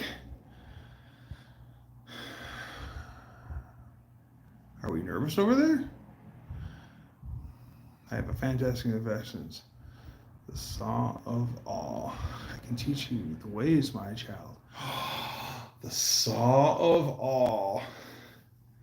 What I think is funny is people spell it Zawzaw, Z-A-W-Z-A-W, Zawzaw, instead of S-A-W-S-A-L-L, Sawzall. But then again, you know, it's become the universal name, just like everything else. Like no matter who makes it, whether it be a reciprocating saw or a Sawzall, everyone calls it a Sawzall. Like a Bendix, Q-tips, Oreos, Kleenex, so on and so forth. Vice grips, crescent wrench. Yes, yep. Dancer, I beat you to it just barely though. Yeah, everything's referred to by their brand name. Channel locks. I say it, Dan types it. Yeah.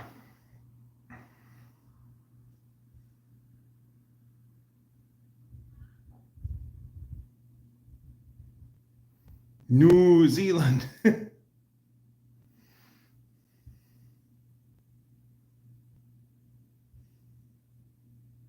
In the past, they were all Xerox machines. Yes, exactly. And what is Xerox? It's nothing. It's a made-up word because they wanted the word to start and end with the letter X. Or no, Kodak. Kodak, the founder of Kodak, wanted the name to start and end with the letter K. I think Xerox is a god. All right, I'm asking you guys, do some research for me. What is Xerox? Is it a made-up word, or is it referencing something like a god? I had a double-edged broadsword that was made in Pakistan. It was a real sword, not a display one. Japanese knives are the best quality. A lot of Japanese products can be very high quality. There is a brand of Japanese tools that would make Snap-on look like cheesy Chinese knockoffs. Isn't it a beer machine? Do you know where the name Kodak came from? Yeah, Eastman or whatever his first name was. He just was obsessed with the letter K, and he wanted a word that started and ended with the letter K, and he invented Kodak to fill that.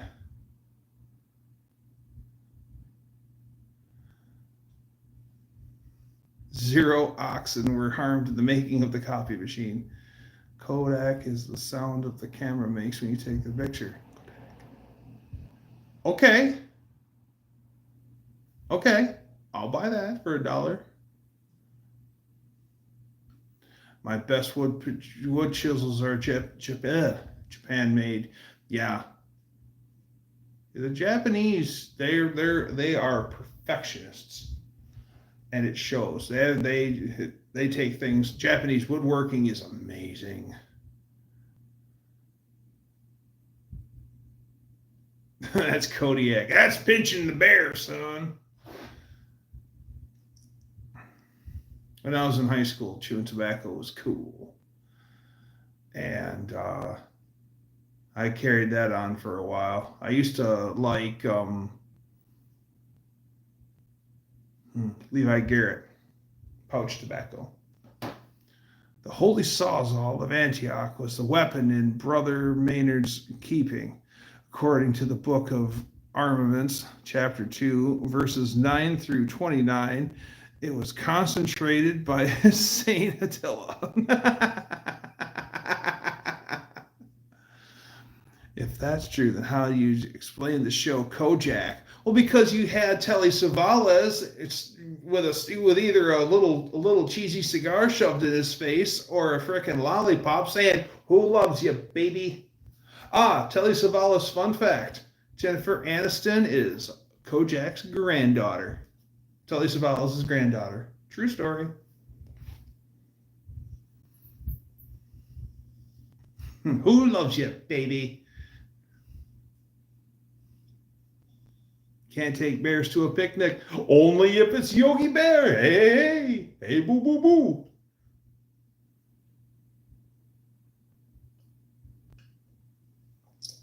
Picnic. And Saint Attila read the hand saws all up high, saying, "O Lord, bless this thy sawzall with thou mayst now blow 3 enemies into tiny bits in thy mercy." And the Lord did grin.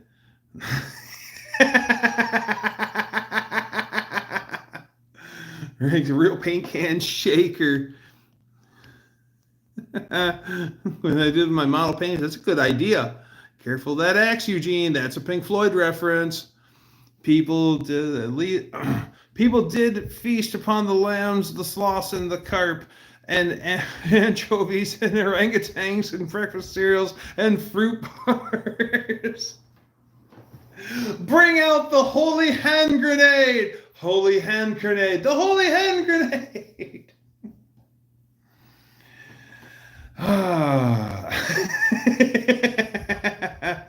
That is careful that axe, Eugene. That is a Pink Floyd reference.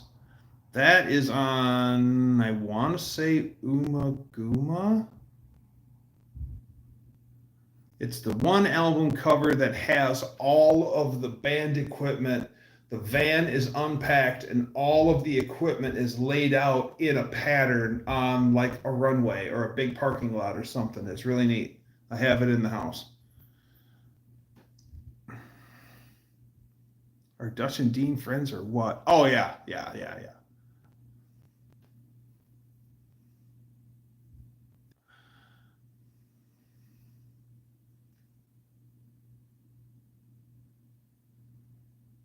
You can take Yogi Bear to the picnic, but you can't take the picnic out of the Yogi.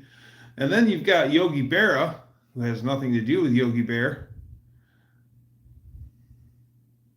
Touches the real McCoy.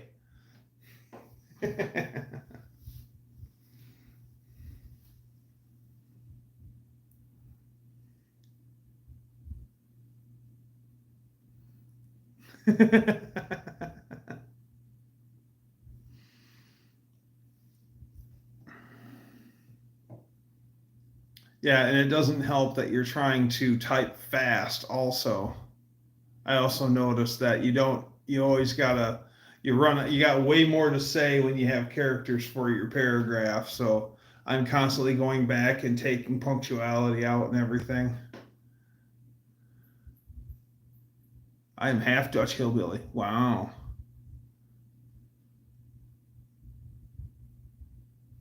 On the old Facebook. The face space.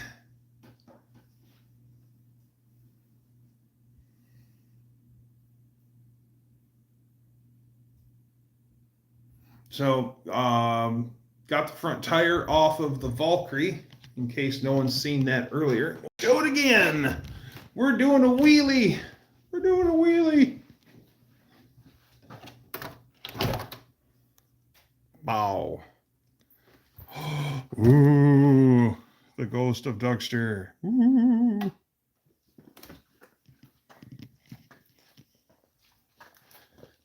Look, Ma, no tire. So I'm finally, it is hot in the shop. Yep, I'm making the signal gods mad by going into the shop. So if that messed up, sorry.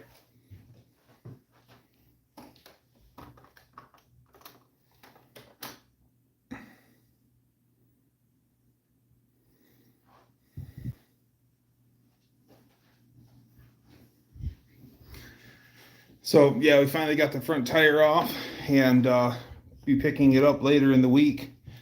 And there's less than 50,000 miles on the bike, and this is the second tire that I put on the bike since I've been riding it.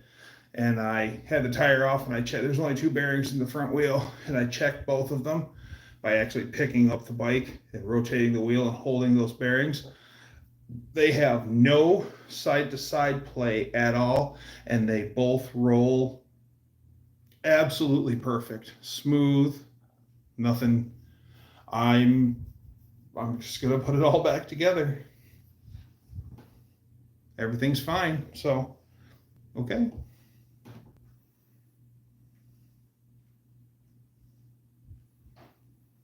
So yeah, oh, I gotta close that door, otherwise I'll let more heat in.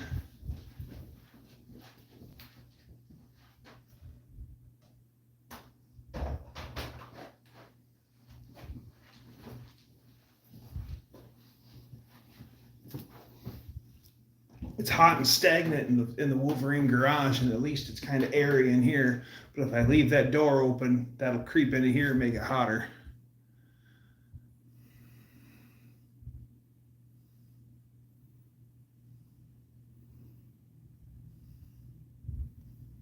Gonna say eat earlier.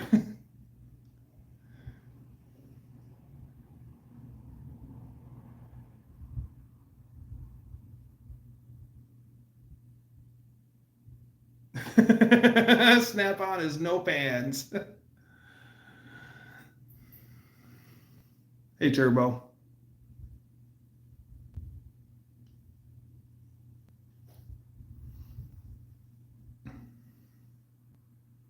Snap-on's good stuff.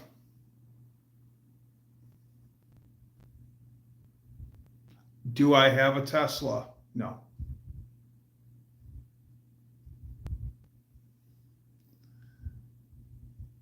Snap-on is a great source of advanced saw equipment. Let's go. I appreciate it.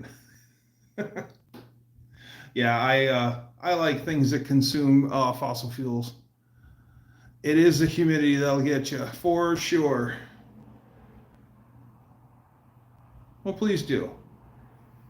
Oh yeah, I love internal combustion. If it ain't motorcycles, it's cars, and yeah, I like going fast on no matter what.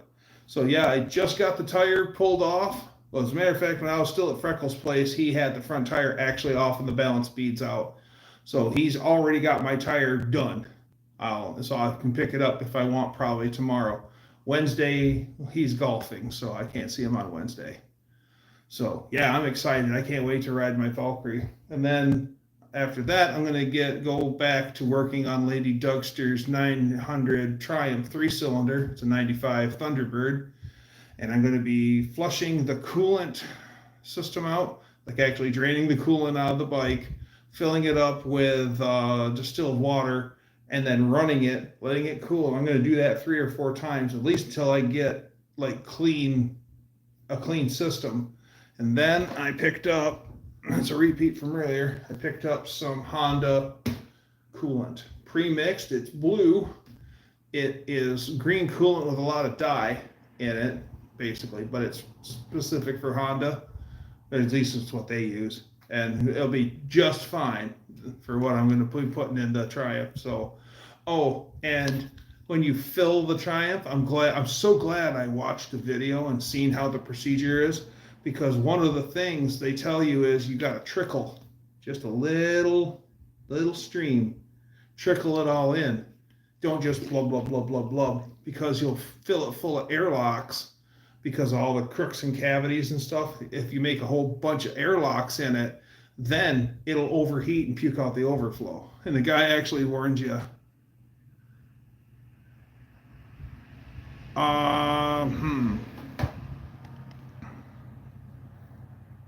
was hot in the basement, and I was working in.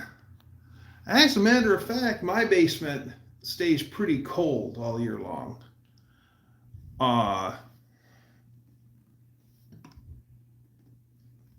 So lucky for me. Beth Lee, her and her husband Dan, the IT guy, were over a lot to when Destroyers had his game nights and his Last Laugh show. That was a bunch of fun, y'all. That was a bunch of fun. And I understand why they pulled the plug on it, because we were running the edge. Seen the finger trick to put oil into small holes? Drill a 1/8-inch hole in the thermostat and bleed all the water system. Yes, yes. The finger trick to pour oil into a small holes? No, Mohawk. Or do you use a zip tie? Do you use a zip tie? Put a zip tie on it and then use it like a rain chain and just very, very lightly. No. Enlighten me. Finger trick. Enlighten me, Mohawk.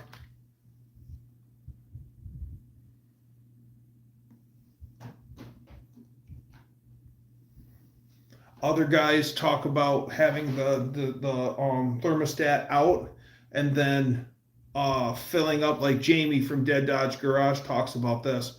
Have the upper radiator hose off and the thermostat out, and then fill it up until you're to the brim at that where the thermostat is, then assemble and then finish filling, and you'll guaranteed you're not having any airlocks.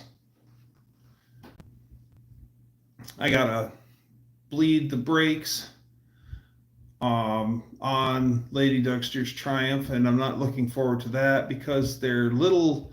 The master cylinder and the clutch master cylinder, brake master cylinder, clutch master cylinder are aluminum with aluminum cap and steel screws, and so I'm not looking forward to that. But I need to replace all the fluid in everything. Usually I just make a big mess and spill oil all over the floor, and then usually it's the best course of action. Yeah, when I put that 727 down on the nose down on the workshop floor, and then even though 6% had dropped the pan and drained like 6 quarts out of it, there was still quite the crime scene happening. Thank God I had a big bag of kitty litter.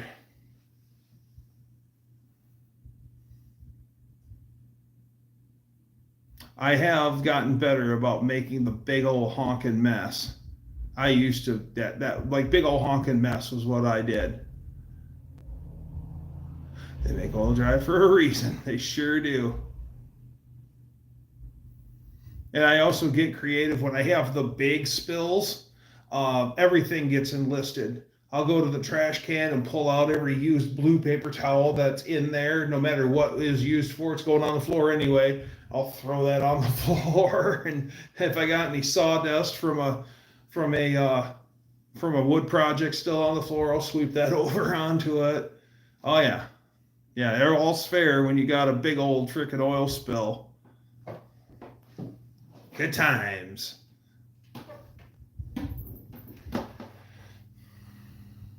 Okay, I'm going to refill my water glass. Be right back. Oh, we're over the 2-hour mark.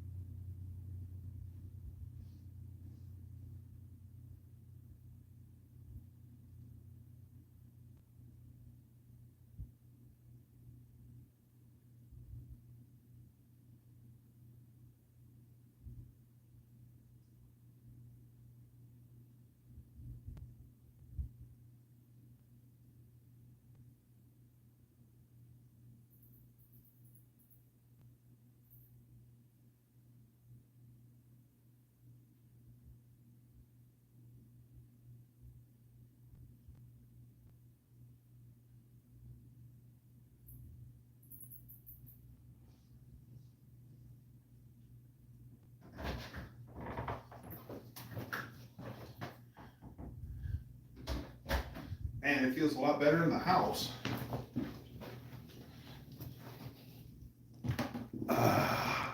I'm back. What you talking about? What you talking about with us?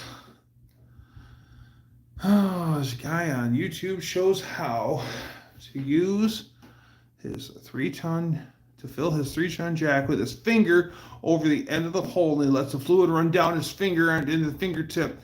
Pretty neat trick. That's exactly what I was thinking when you first started talking about it. It's a balmy 71 in the barn tonight. Oh yeah, it's every bit of... Oh, let me see. I got a thermometer in the shop. Be right back.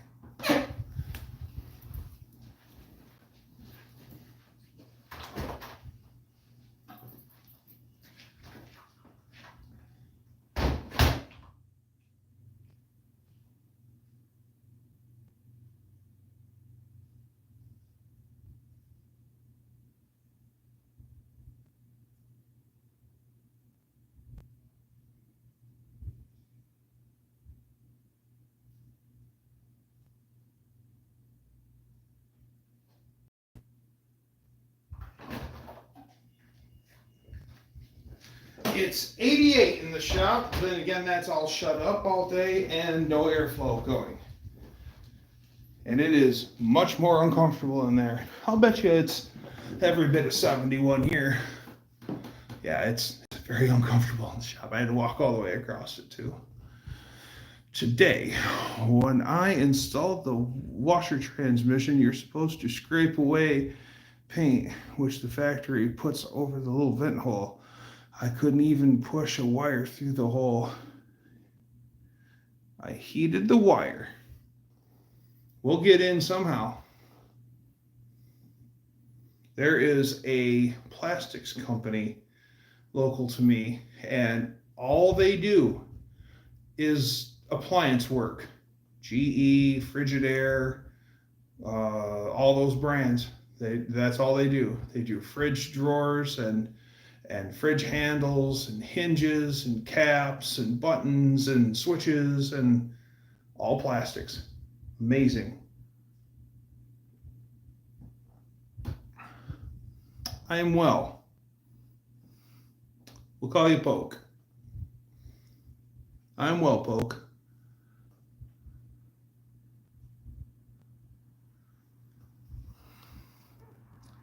$53.6. Well, let's see what the temperature is outdoors. Go to that.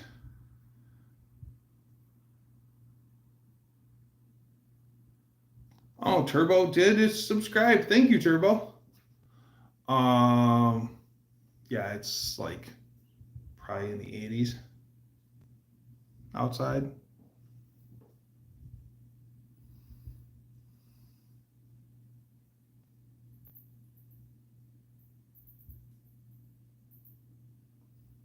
I ran auto mechanic. It's short of his. It's cool. There was a bet between Junkyard Necromancer and Honest Peyton Speed Shop.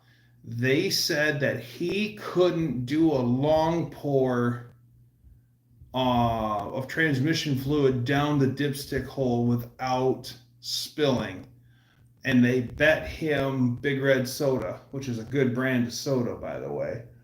And Junkyard actually got his camera, set it up, and he did a long pour down the transmission tube, and he didn't spill. Now that's good. I don't know how far of a long pour he did, but he did do a long pour and actually got it down the tube.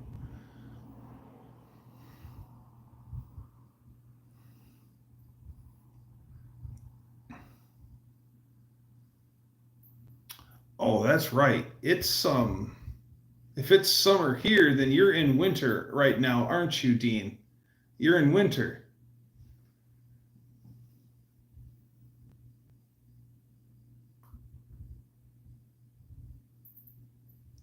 Still doing the lawns though, so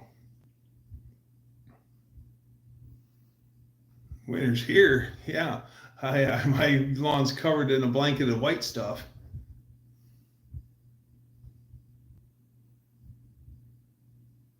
80 in the shade.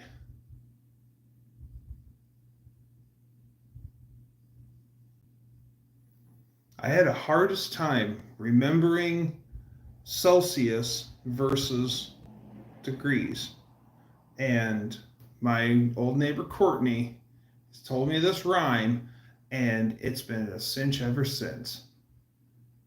30's hot, 20's nice, 10 is cold, 0 is ice. And I'm like, that's right. So if you had if my shop was at heated in the winter to 17 degrees Celsius, Dean's already saying, hey, that's pretty toasty. 17's all right.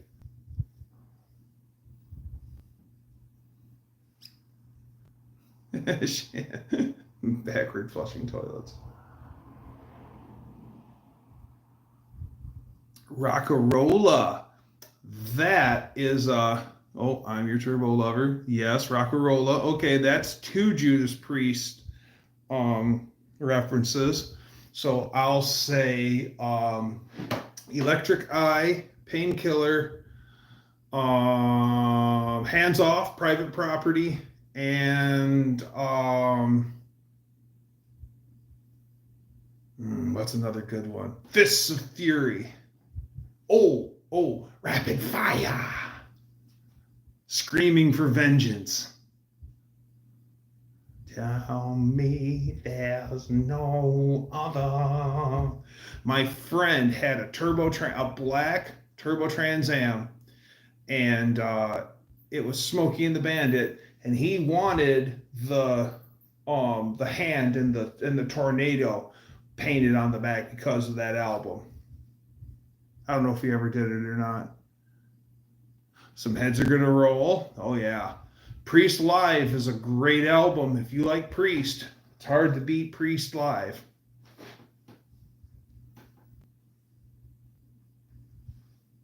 I have that on cassette and vinyl.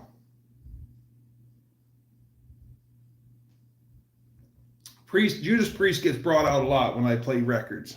Judas Priest, ZZ Top, Rush, or AC/DC. I Am the Knight Rider.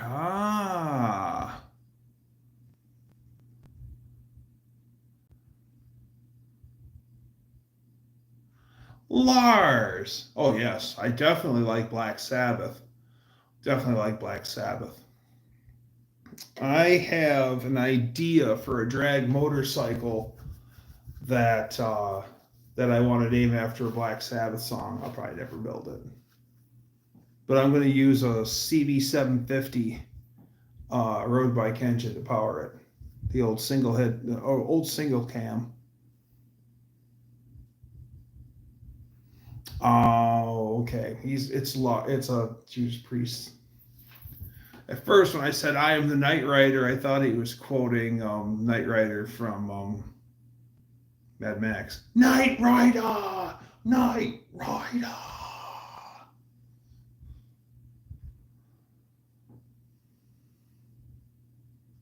It's nice to have you on there, Mr. LP. Oh, Deep Purple. No 3 chords. We know 3 chords.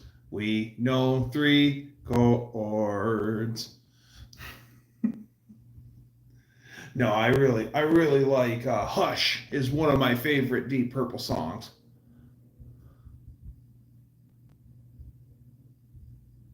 It even grows in the winter here. Okay, yeah, ours don't. Love Hurts, Nazareth. Boy, I gotta be in the right mood to listen to Love Hurts.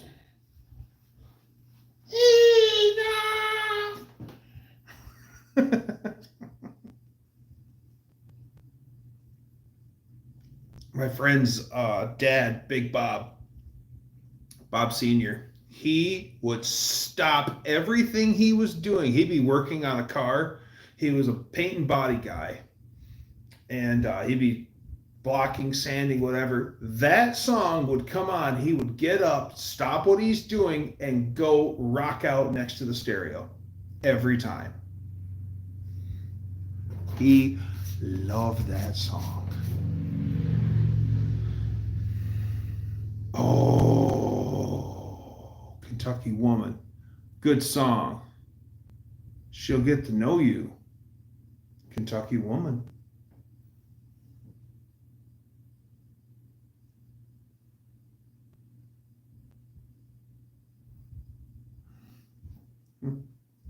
Harvester, like International Harvester, 13-letter shit spreader, International.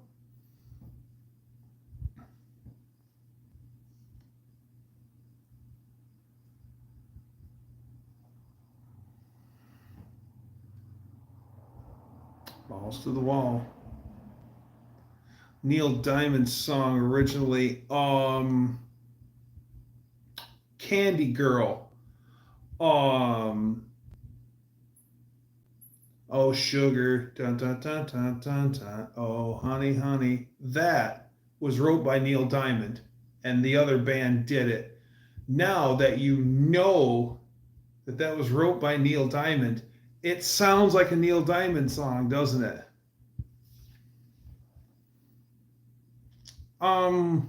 Is if Ari is still here, does I know at one time Zero the Axe used to be part of a band that did like covers of Neil Diamond songs, but it was in another style. They called their band Black Diamond.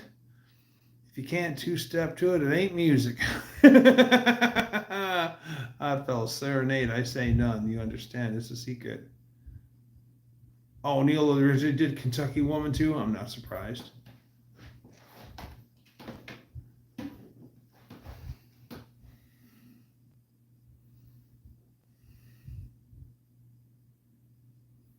Neil Diamond was a songwriting machine. My friend Crazy Charlie's older sister, who's no longer with us, R.I.P., she loved Neil Diamond. Like, she practically had an altar to Neil Diamond. Her record collection was only Neil Diamond albums. She got rid of the rest, and she would always seek out a better copy of this album and this album, and all she would do is rotate stock. She'd find a better one and then rotate it out. And it was like, my God. Slayer! Gotta be in the mood for that. But the band I always liked that was Iron Maiden. Could listen to Iron Maiden a lot. Bruce Dickinson is good lyrically. Oh, and the newer metal group that I really like is Sabaton. I really like how they write about old battles. All their songs are about old battles.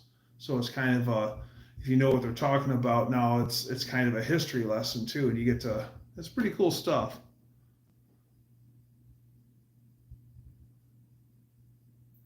My friend's band, Dope. There used to be a band up here called Dope in the late 90s. And they used to play all over the place. They were one of the local bands, but they got a lot. They got hired a lot around town. And I remember going to a show, and they threw pens out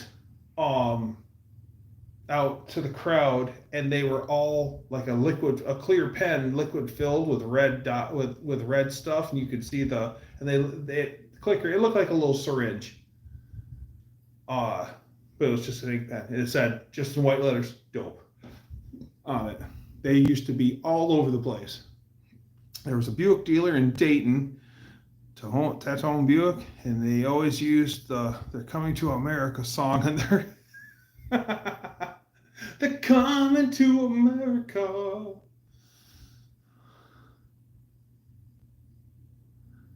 Oh, when Randy died. Wow, that's unfortunate. Icebreaker, yes. Cole Porter by Blondie and Iggy Pop. Cole Porter. Porter Wagner. Is it Porter Wagner? No, that's a Tool. Who sang the song "The Green Green Grass of Home"? If Dutch is here, he'll get it. Was that Porter Wagner or is that a Tool? Or is it Cole Porter? Porter Cable's the tool. Okay.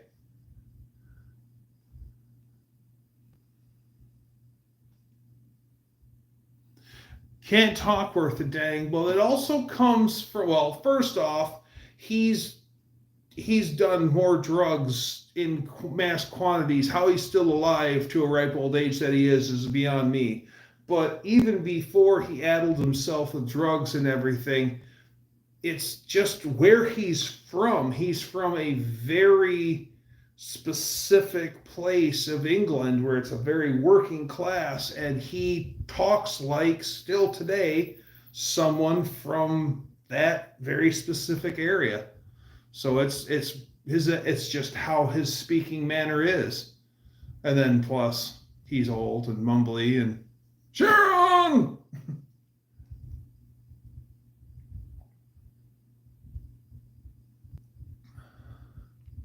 It's good to see the green grass at home.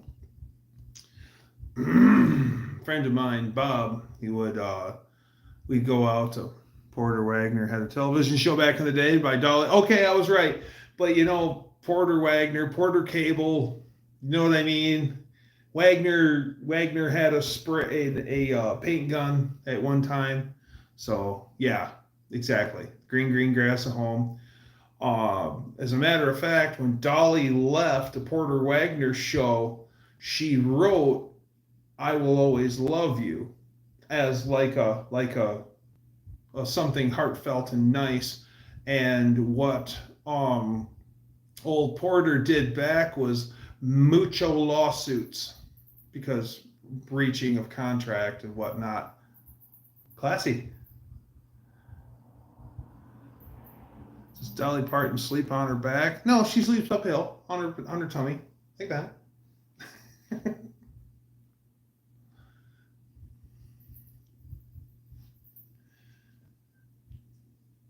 I think she got in trouble in Michigan years. Dolly Parton got in trouble in Michigan for fighting some chick, dealing with her husband. Like some chick was trying to pick up Dolly's man and she fought that bitch. I want to say it was Battle Creek.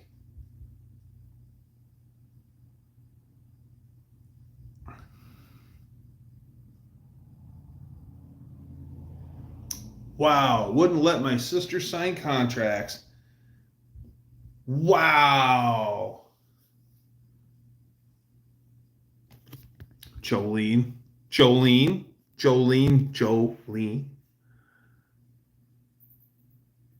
Tanya Tucker back in the day. Wow.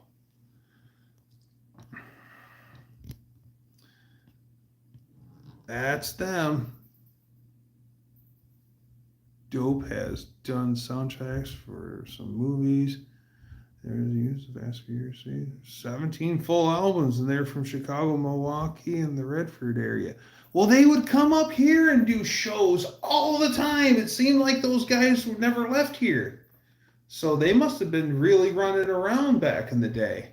Yeah, I've seen Dope a couple times. And it was just at some bigger bar.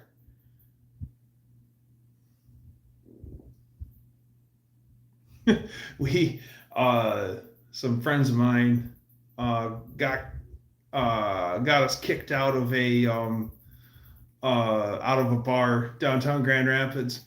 They had this bar and it was called Stooges at the time, and it was a two-story. It was a first and second floor of a big downtown brick building, and they cut a hole in the second floor and put up a railing so you could be in the upstairs bar and look at. And a friend of mine had M&Ms in his coat pocket, and he was throwing M&Ms at the band, and he must have did it for half an hour. And finally the bassist looks up and he points, and because I was part of that group, we all got to meet security and we all got escorted off the property. Nothing bad happened, but no one was very happy. And I was a innocent bystander. Yeah, let's throw M&Ms at the band. Look, nothing bad can happen here.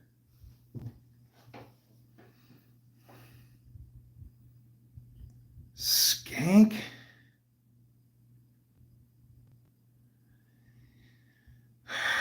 we had this band out of Kalamazoo that was called Mustard Plug.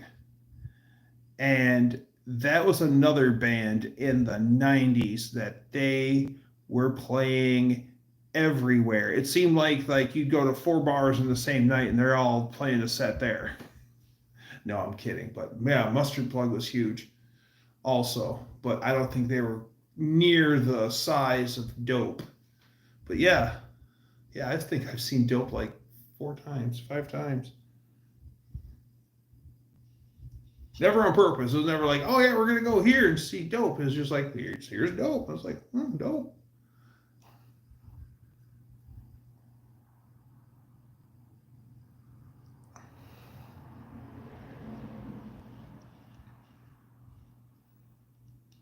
Got to glue on white walls nowadays. Yeah.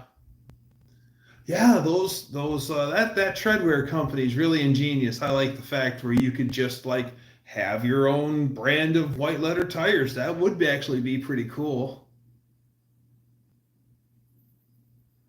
Celebrity death match.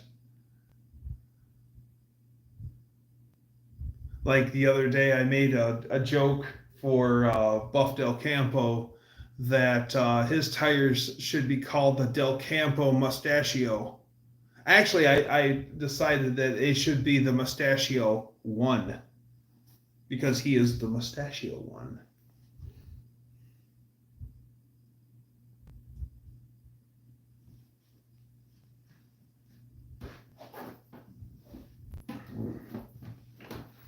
All right, we got unfinished project in the house. He said hi, he said bye, he's back.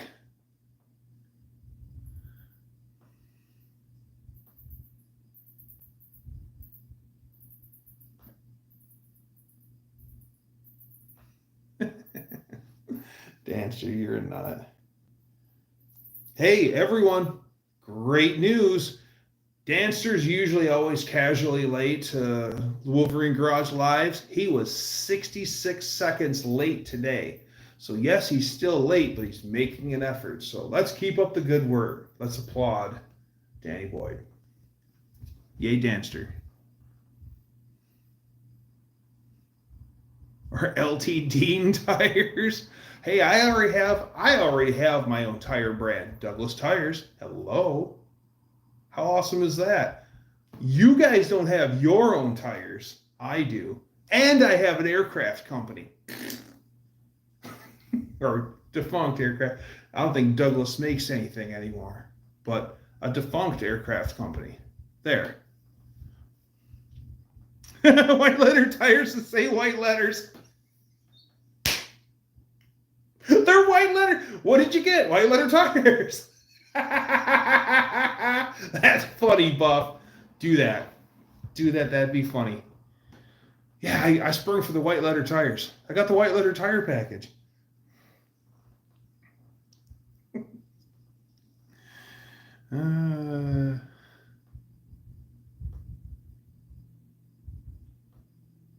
Black Rose from Coldwater, Michigan?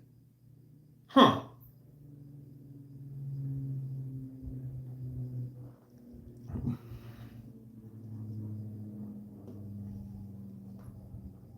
Yes? Okay. He said he's watching you.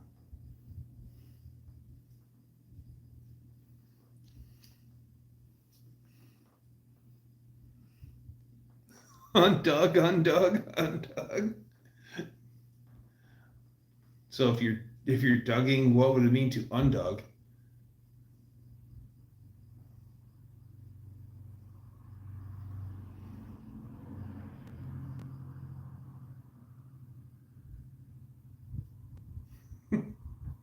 The undugster.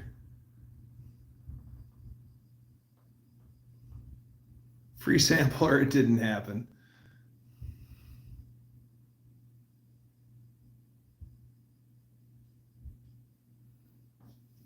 $1.3 rockers for a Predator? $200? Wow. Wow. Wow. So are you on a first name basis with Go Power Sports, Dutch? I was going through a cemetery on Memorial Day, and a poor fellow that had a sample headstone.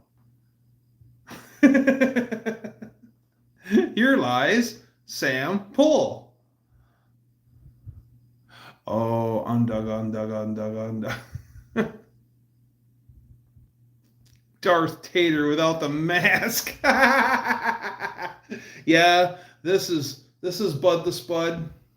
Bud has been on duty now for a few weeks now, and yeah, he's starting to watch out for everyone. But yeah, that's Bud the Spud. He's hanging out with us. He could get replaced. Wait, oh sorry, didn't mean it. You're fine, Bud. You're fine. Down. Okay, we don't talk about that.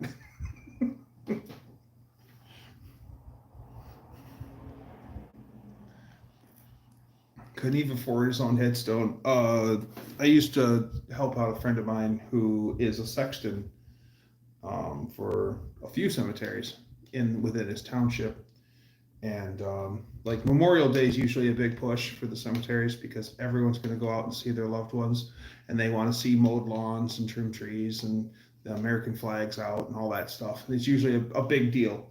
So going through and you just help out. Like usually they can do all the mowing and trimming and stuff, but usually there's always a big push because of the holiday. So you'll go and you'll help. You go help.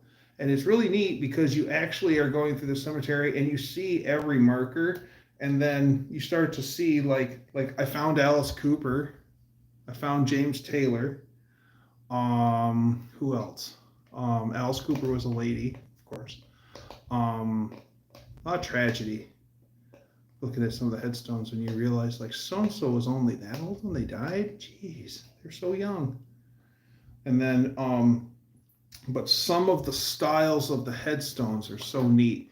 Like there's one headstone in there and it looks like a stack of logs, like a stack of logs. Look at it from the side and you see the pieces of wood. It's all stacked up, and then it's all made of granite or marble, and then on the front of it, it looks like carved wood where they recessed it, and it's got raised letters on it, and it's just absolutely awesome. And it's like, my God, somebody made that. And then you have the cheap ones like the Zinkers, the ones that are made from zinc that you could buy literally from Sears, of a Sears catalog. They're hollow. They look big. They'll be like 7 feet tall, but you can actually like knock on them. They're like tonk, tonk, tonk. They're hollow inside. And you can see how they're mass produced, and you can see where the panels fit into it. And they're actually really not that great. Yeah, it's kind of neat. We're doing some work around the cemetery. Yeah, as a matter of fact, I was getting the weed whacker going and was going to go through, and the guy that I was working with, he's like, hey, while you're there, look for these people. And then he'd tell you, look for Alice Cooper, look for James Taylor.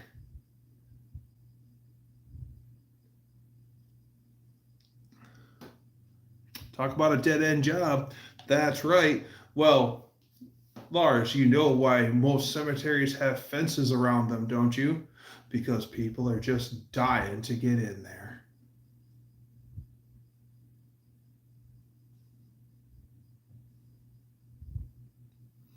My Uncle Red has a headstone made to look like a bus. He was a bus driver for 30 years. All the kids and families chipped in the cash. That's nice. More value for your money. Yes, the Scottish are known to have deep pockets and short arms. They are known to be frugal. No offense to any of our Scottish friends out there.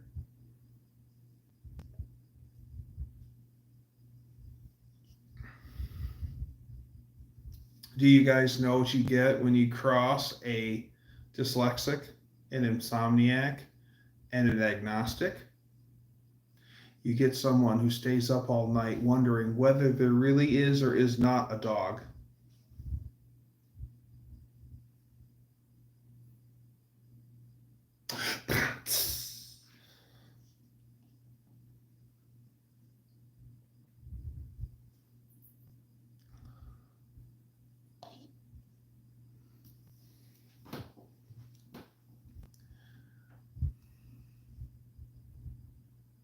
Remember Uncle Red? Oh, yeah. Yeah, he was one of those guys. Everybody knew him. There was a guy, we used to go up to a couple towns north, and there was a little country bar, and it used to be called Simple Simon's. And this one guy that lived locally, he'd drive his Farmall tractor to the bar. He lived that close. And he would sit around and drink beer, and he was a burly old boy. Picture me, but all muscle. He was a huge man. And one day, these young guys come in, and they want to pick a fight with him. And he's a lot taller than me too. He's probably 6 inches, 7 inches taller than me. And these guys want to fight him, and they're pestering him. And he goes, "Why don't we step outside?" And they're like, "Yeah, let's step outside." He goes, "Not for that. Let me show you something real quick. Just let's walk outside." So he walks over to his Farmall Super M, and it has chloride loaded tires. And he grabbed that thing by the tongue and picked it up a foot and set it over 18 inches and placed it back down. He didn't toss it down. He set it down gently. And those guys said, "Hey man, there's cold beer inside. You want a cold beer? We'll buy you a cold beer." That was the end of that. One day we're there hanging out. He rolls in, and we're at the bar, and we're telling, swapping stories and having fun. And he goes, "It's a nice day out." He goes, "Got beer at the house. Meet me over there. We'll drink beer cheaper at my place. I'm buying." All right, sure. So we drove down the road to his place, and he drank long neck buds, and that's exactly what he had. Handed us all beers. That dude, I watched him drink 18 long neck buds, and he flicked the caps off like that. Away they'd go. Amazing. I tried and I hurt my thumb.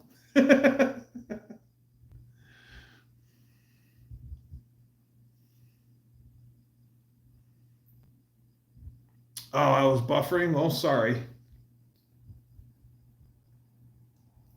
It happens from time to time.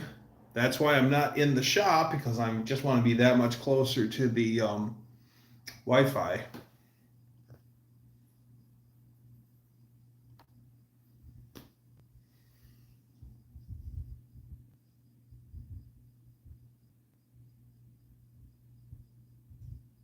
Nice buffering. Buff still here. That's what made him a winner. Buff is here. Oh yeah, now that is a Bobby Bear reference. The winner.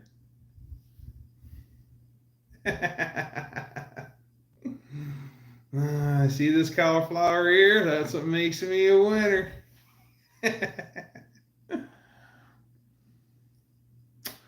Full ahead till dawn. I used to be that way. Working night shift and having the weekend off, it would be nothing for me to get up on Thursday night, go work my, scroll up for a Tom T. Hall reference. Oh.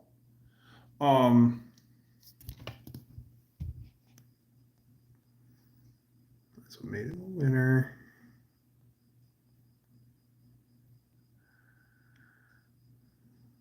Headlock, rest in peace. Only $40. Buff driving she's a runner. It used to be a big joke for a while.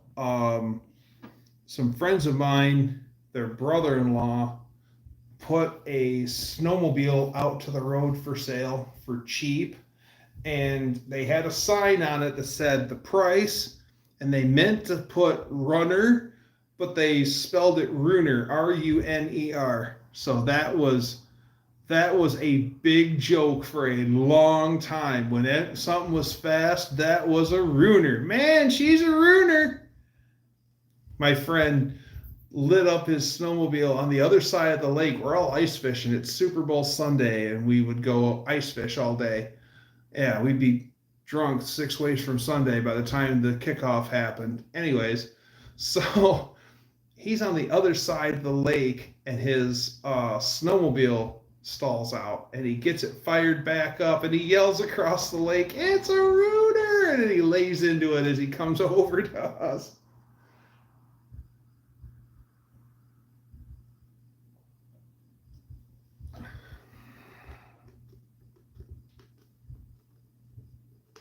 Old Dogs and Children, watermelon wine. I've heard of it. I've never had it. Watermelon wine. I was in a pony keg once when they had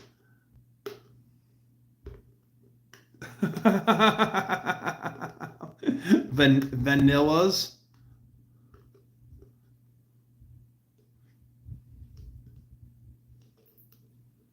Yes, yes. Broken bolts suck.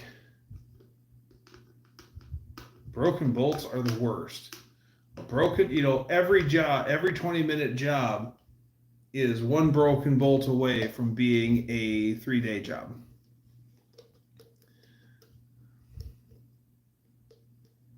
The new AC compressor, is that AC compressor going to be a York style? Is it a remanufacture, or are you guys putting a totally different compressor on? Because that should be the big old York style.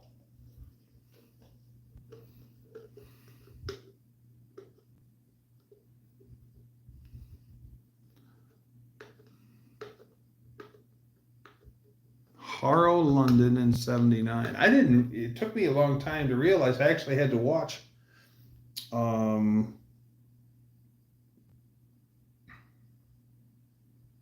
I had to watch a documentary on Dire Straits.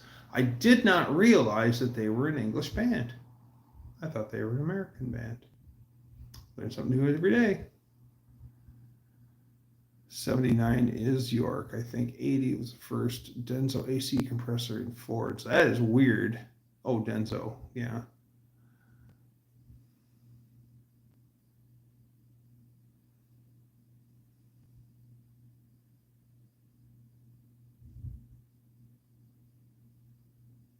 I'm back. Wi-Fi died. I did port the head 1,000. Chinese aluminum cuts easy. Yeah, aluminum cuts easy anyway. I was really surprised when I was doing all the work on my aluminum heads when I was porting and polishing how easily all that stuff was working. I was going to convert to the new style, but Kim bought me a York style. It's a gift. So it will look stock. You know what? Sometimes stock is just what you want. Well, I've had enough of sweating it out. We're moving inside where it's cooler. I'm not done with you yet. You come with me, okay? We're on the move.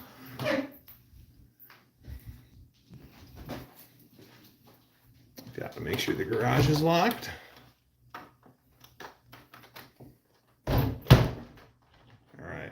Garage is locked. Dougster After Dark. Dun dun dun dun dun dun dun dun dun dun.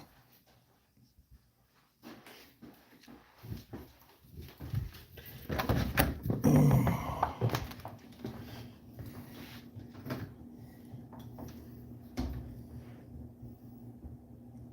When you get to do horizontal lives, I'm too busy doing the verticals.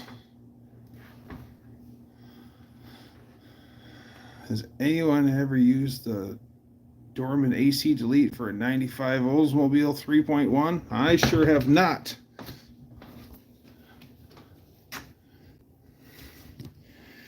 Okay. Oh, it's much nicer in here.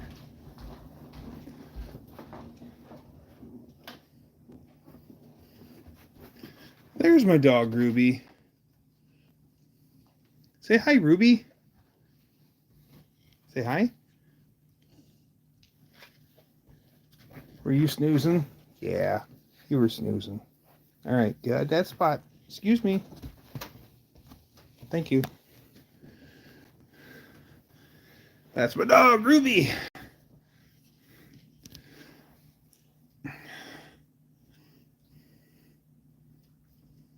Stop touching that. You'll go blind. The Dogster. That's right. That's my Dogster. She is a good puppy. She really is. She's so sweet.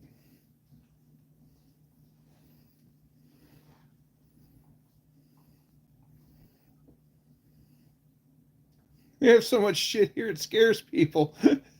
They could probably walk off with stuff and I won't even know.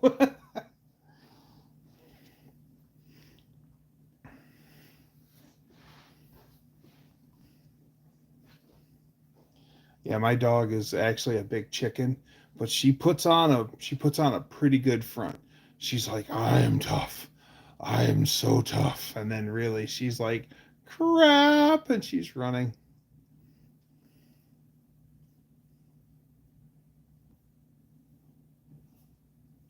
You can definitely tell when Lady Dougster's here and I'm here that she is Lady Dougster's dog. Period. Period.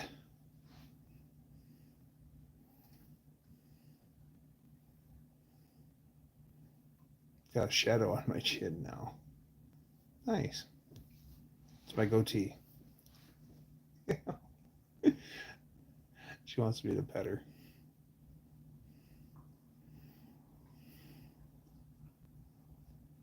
Is it a Ford Mustang variable displacement compressor?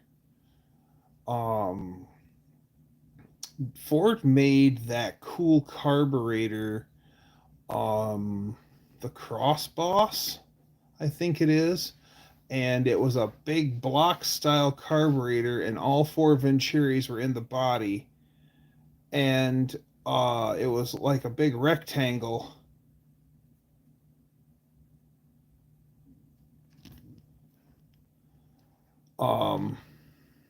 It was a big rectangle, and the intake ports were all in a line, and it made you think of like the intake like a 302 fuel injected Ford would have from the 80s. Warden's always gets pissed at me because the dog always liked me better. Variable Venturi. That's what it was. Variable Venturi was the Cross Boss. Can cars move all the time? Never know someone home. Most thieves don't turn a wrench in their lives and don't know what stuff is worth. This is true. All they know is they can take it and turn it, and it's so funny because I've seen stuff sold for 20, $300-$400 tools sold for $20 because they didn't know what it was. Once upon a time, I didn't realize it, but I was actually probably buying stolen Coleman lanterns at one time because I had like an open bounty on Coleman lanterns. Like, bring them to me, I'll buy them. And guys would bring them to me. And then, yeah, I think after the fact, I don't know if it's true or not, but I think people were swiping stuff and bringing it to me. Oops.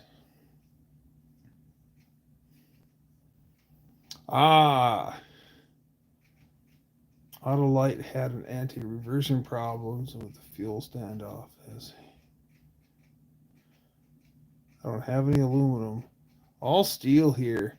Converter theft does suck. Fuel theft sucks too, because that really sucks. My friend's Ford pickup, he went on a job. He actually got shipped out. I think he went to Japan.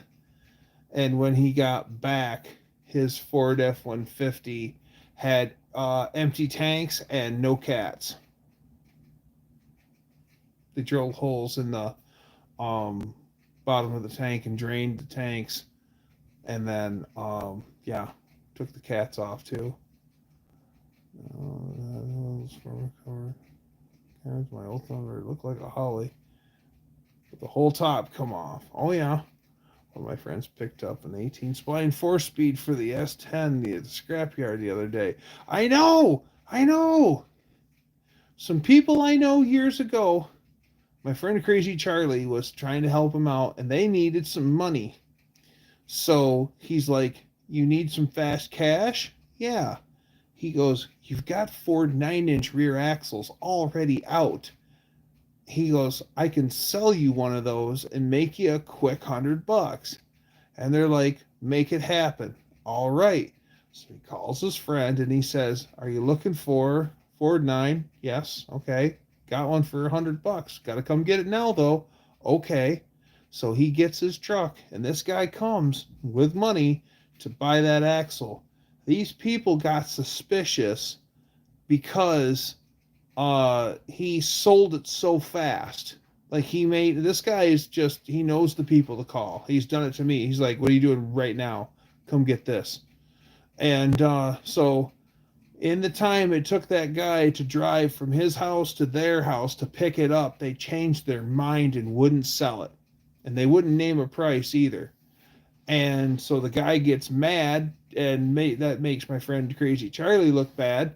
And then so his friend storms off because, you said I was going to, he goes, I'm sorry. And then they never did sell it. Later, they got hard up for money and they took it across the scales. So they probably made like $1.50 on it. Good job. You would not believe what I've seen go across the scales.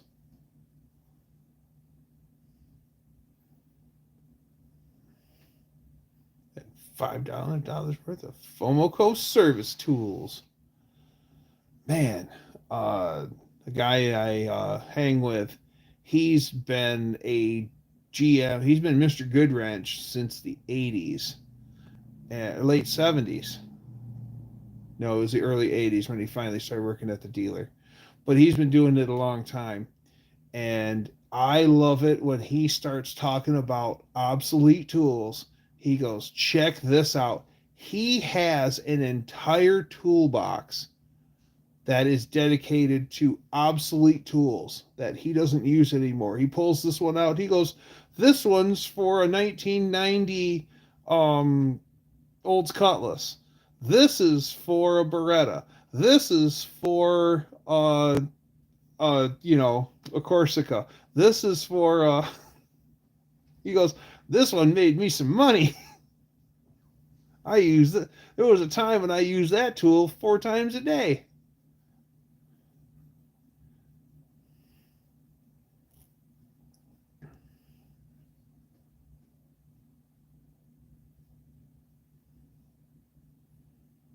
Back in '89, I was at the scrapyard in Florida, and there was a pair of Krager SS on the ground.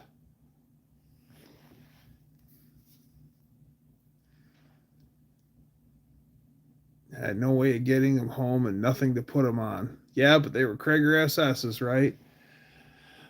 We scrapped a 6 or 7 340s when I was a kid. We couldn't move them, and the boomers were crying about that now. Still, one in my flower bed. There's daylilies in a 340.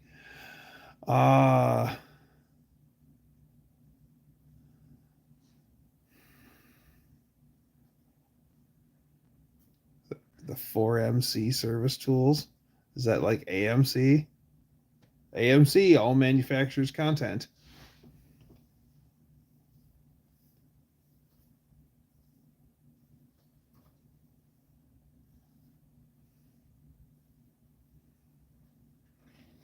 Do do do do do do do do.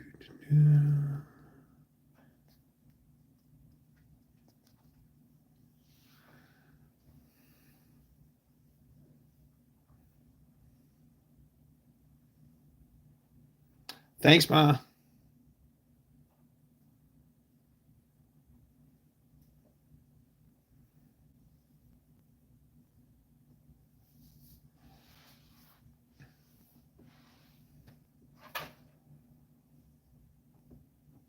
Have to try harder. That's right.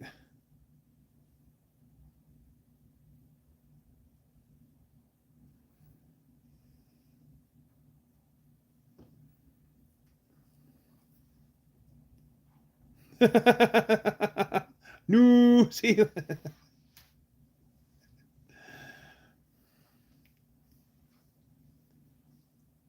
Why am I looking like a hamster? I didn't think I looked like a hamster. I think I look like a Dougster, not a hamster. Hamsters are inactive.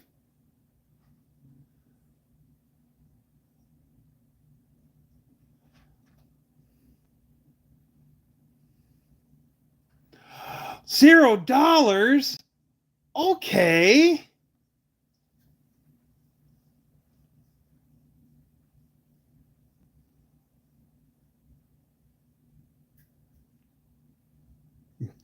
Inactive.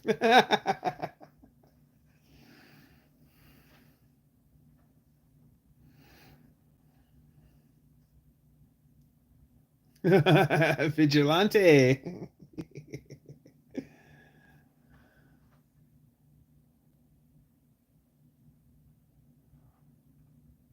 $7. How about $2? A pack of Wrigley's Winter Fresh and a firm handshake. And I'll look you in the eye. I watched a guy pull a '69 Mustang Fastback across the scales back in 1998 when the son's project, and it was 90% done.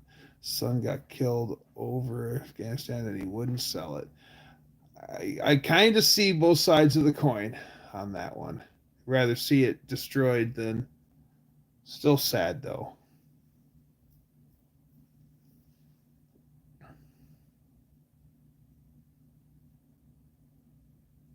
I've also seen the ones where the father and son project, um, uh, father and son start a project and it goes along swimmingly, and then the son gets into drugs, and then his life goes right down the tubes, and then out of spite or financial need or whatever, the project gets taken in for scrap. I've seen that before. That is sad.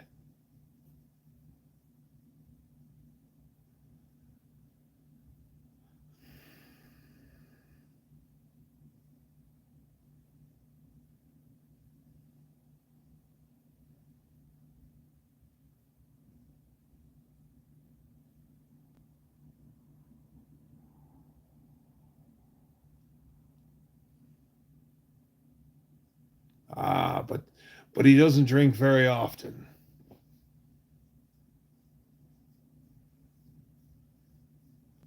Yep, Ma's the axe.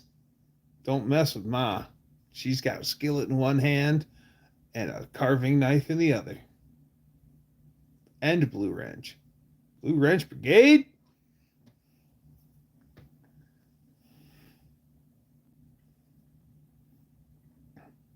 They've really made a swing for the fences tonight, ladies and gentlemen.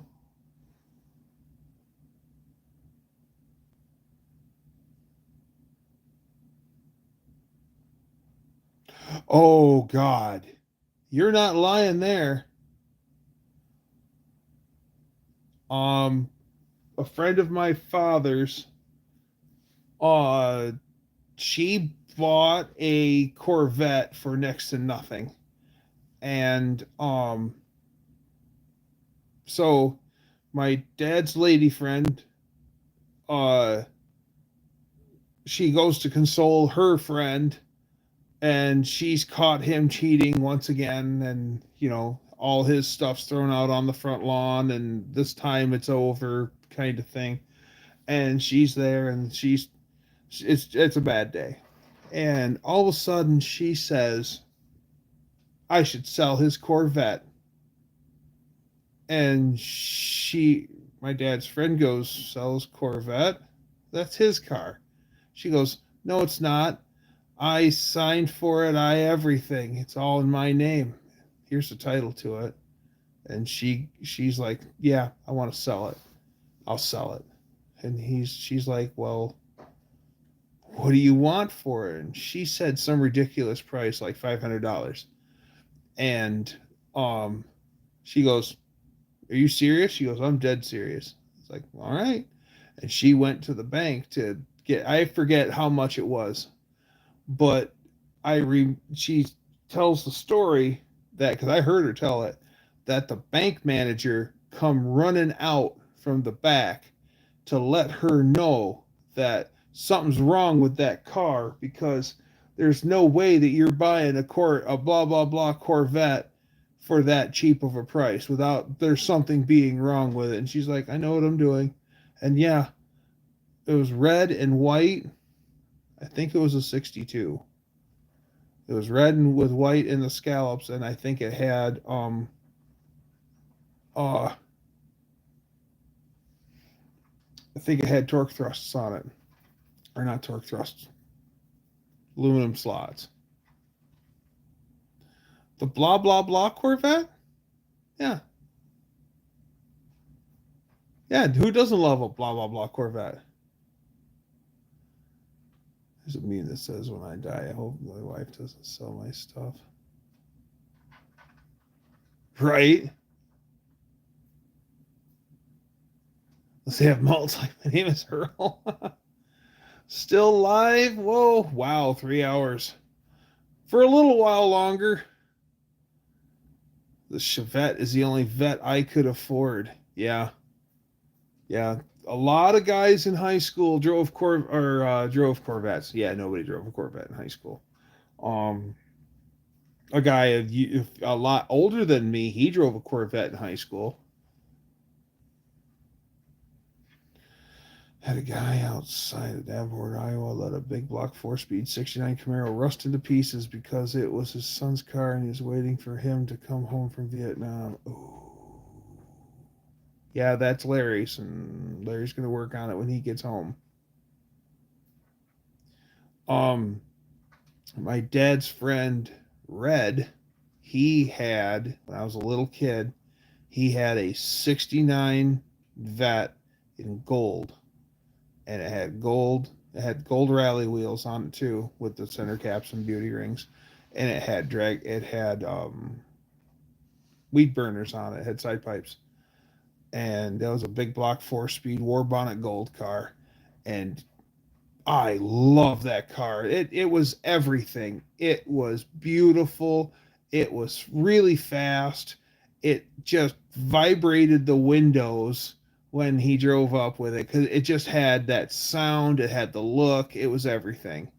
And then when Red would get flush, Red would buy a new Corvette. So in the 80s, he got flush again, and he traded in his 69 Vet on one of those Crossfire injected Corvettes with the dual TBIs on it, and it was white, and it had like turbine wheels looking on it, and it was so nice of a car because Red always took really good care of his stuff. Red hated that car. He hated it. He goes, I want my 69 back. That was a lot better car. This thing's a pig. And he hated that car. And then he got flush again in the 90s, and he bought a 4-cam ZR1 Corvette in dark green. And he's a lot happier now. He's like, this is what I'm talking about. And that's actually a way older car. I bet the brand new Corvettes will wipe his ass, but at one time that was top of the pile. I thought it was so cool when I seen the hood up on it. I'm like, that's a 4-cam? Cool.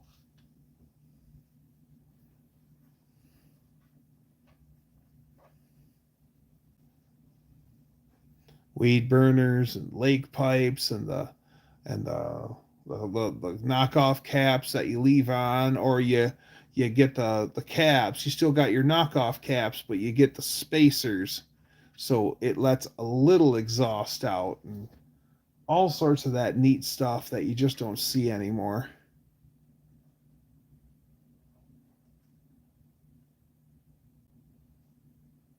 Yeah, that 4 cam was pretty cool.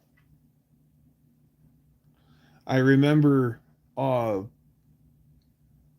his son talking about that he took an old camcorder, one of the big over the shoulder ones, and he duct taped it to the nose. This is when we're still in high school. And he duct taped it to the nose of his Corvette. And he went out on a spirited drive. And he's carving and stuff. And it's really cool. I mean, it's long before anyone else thought of it. This was the 90s, the mid 90s, and the duct tape had, he was really hauling butt, and the duct tape had let loose and the camera went down, and it just 86 the camera to the point where even the video cassette was damaged, and his son ended up dismantling the VHS cassette and taking all the guts and putting it in an actual decent VHS cassette just so they could watch it. I'd like to see that video today.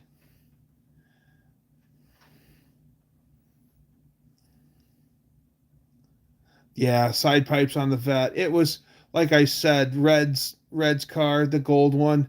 It was everything you wanted. It looked the part. It sounded the part. It really was the part. It was beautiful. It was fast. It was, yeah. It always buttered up. Always buttered up.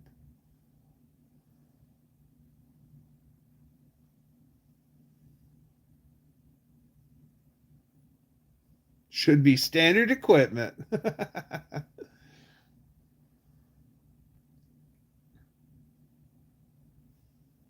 Then you had, from 1970 to 1979, the uh the Corvette took a big turn for the worse. I mean, handling characteristics and stuff was good, but yeah, power was way down. Well, thanks, old Michi.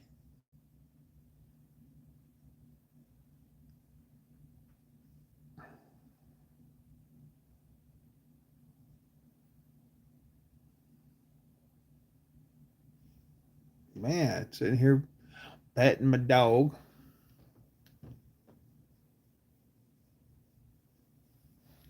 Got my got my boys, my rats over there. They're hanging out in their cage. 63 through 77 are my favorite vets. 65 and a half Ford LTD was a wicked machine. Nice. I've never had side pipes on anything. I helped put a lot of show tube headers on people's cars, though. A lot of show tube headers on Corvettes. The one guy, he actually had they were show tube headers, but they were actual real headers, not dummy headers, and or show tubes, because you had the ones that just looked the part, and these ones were actually, I think they were Hooker, and they were chrome, and so you could see it come out of the wheel well and go down, and that was way cooler. But what a bear to keep clean. 394 barrel 2-speed FMX. Ah, the FMX transmission. Had stacks. I've never had stacks either. Had the Pyrex headlight covers too. Nice. Pyrex is a big brand of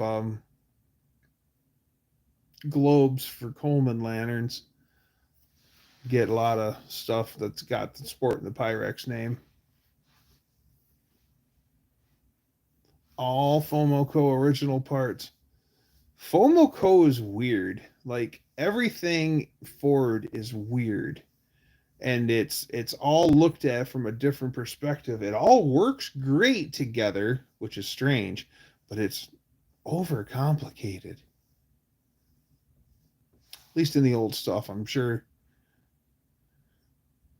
Cookware Pyrex. Yeah. Yeah, cookware Pyrex. They made more than just cookware. Sometimes making a dump run and some PVC.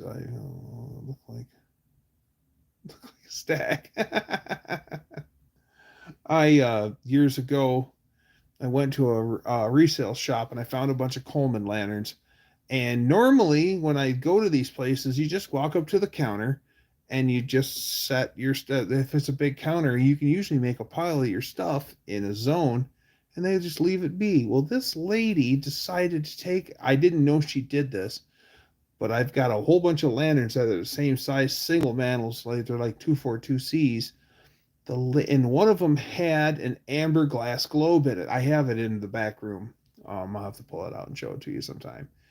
But she decided to move them all. So she took all of them and rounded them up and slapped them all together, picked them all up like bowling pins, like a set of bowling pins, and set them off to the side. She smashed that amber glass globe because I made sure it wasn't broke before. And I didn't notice that she broke it until I got out and was home already. I was furious because that was the whole reason why I bought it, was because of that rare amber glass globe. So my friend says, "Here, try this." And he's an auto glass guy. Not my friend Alex, it's another. Have you seen the request of the new CBX Corvette? I know I love CBX motorcycles. So he hands me a vial of windshield chip repair, epoxy or whatever it is. And he's like, "Here, try this. It dries in sunlight, in UV light." So I took it and I repaired the crack, and it had a chip taken out of it. I had the chip and I put that in and glued it, and I laid it in a west facing window in the afternoon. And it all set up real nice. And then I said, "Well, time for the ultimate test." And I threw it on a lantern and I chooched her up as hot as she would go, like full tilt, way more pressure in the tank than normal. And it worked fine. So it'll take the heat of a Coleman lantern. So that stuff is some skookum stuff, y'all. Those headlight covers were supposed to be illegal.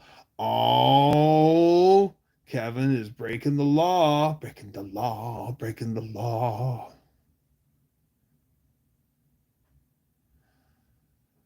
Okay, it is what, like 11:15? Yes, it's 11:15. So I think I'm going to pull the plug on it. Guys and ladies, it's been fun.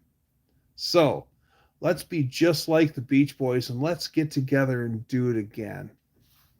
So check me out, same Dougster time, same Dougster channel. Bye, everyone.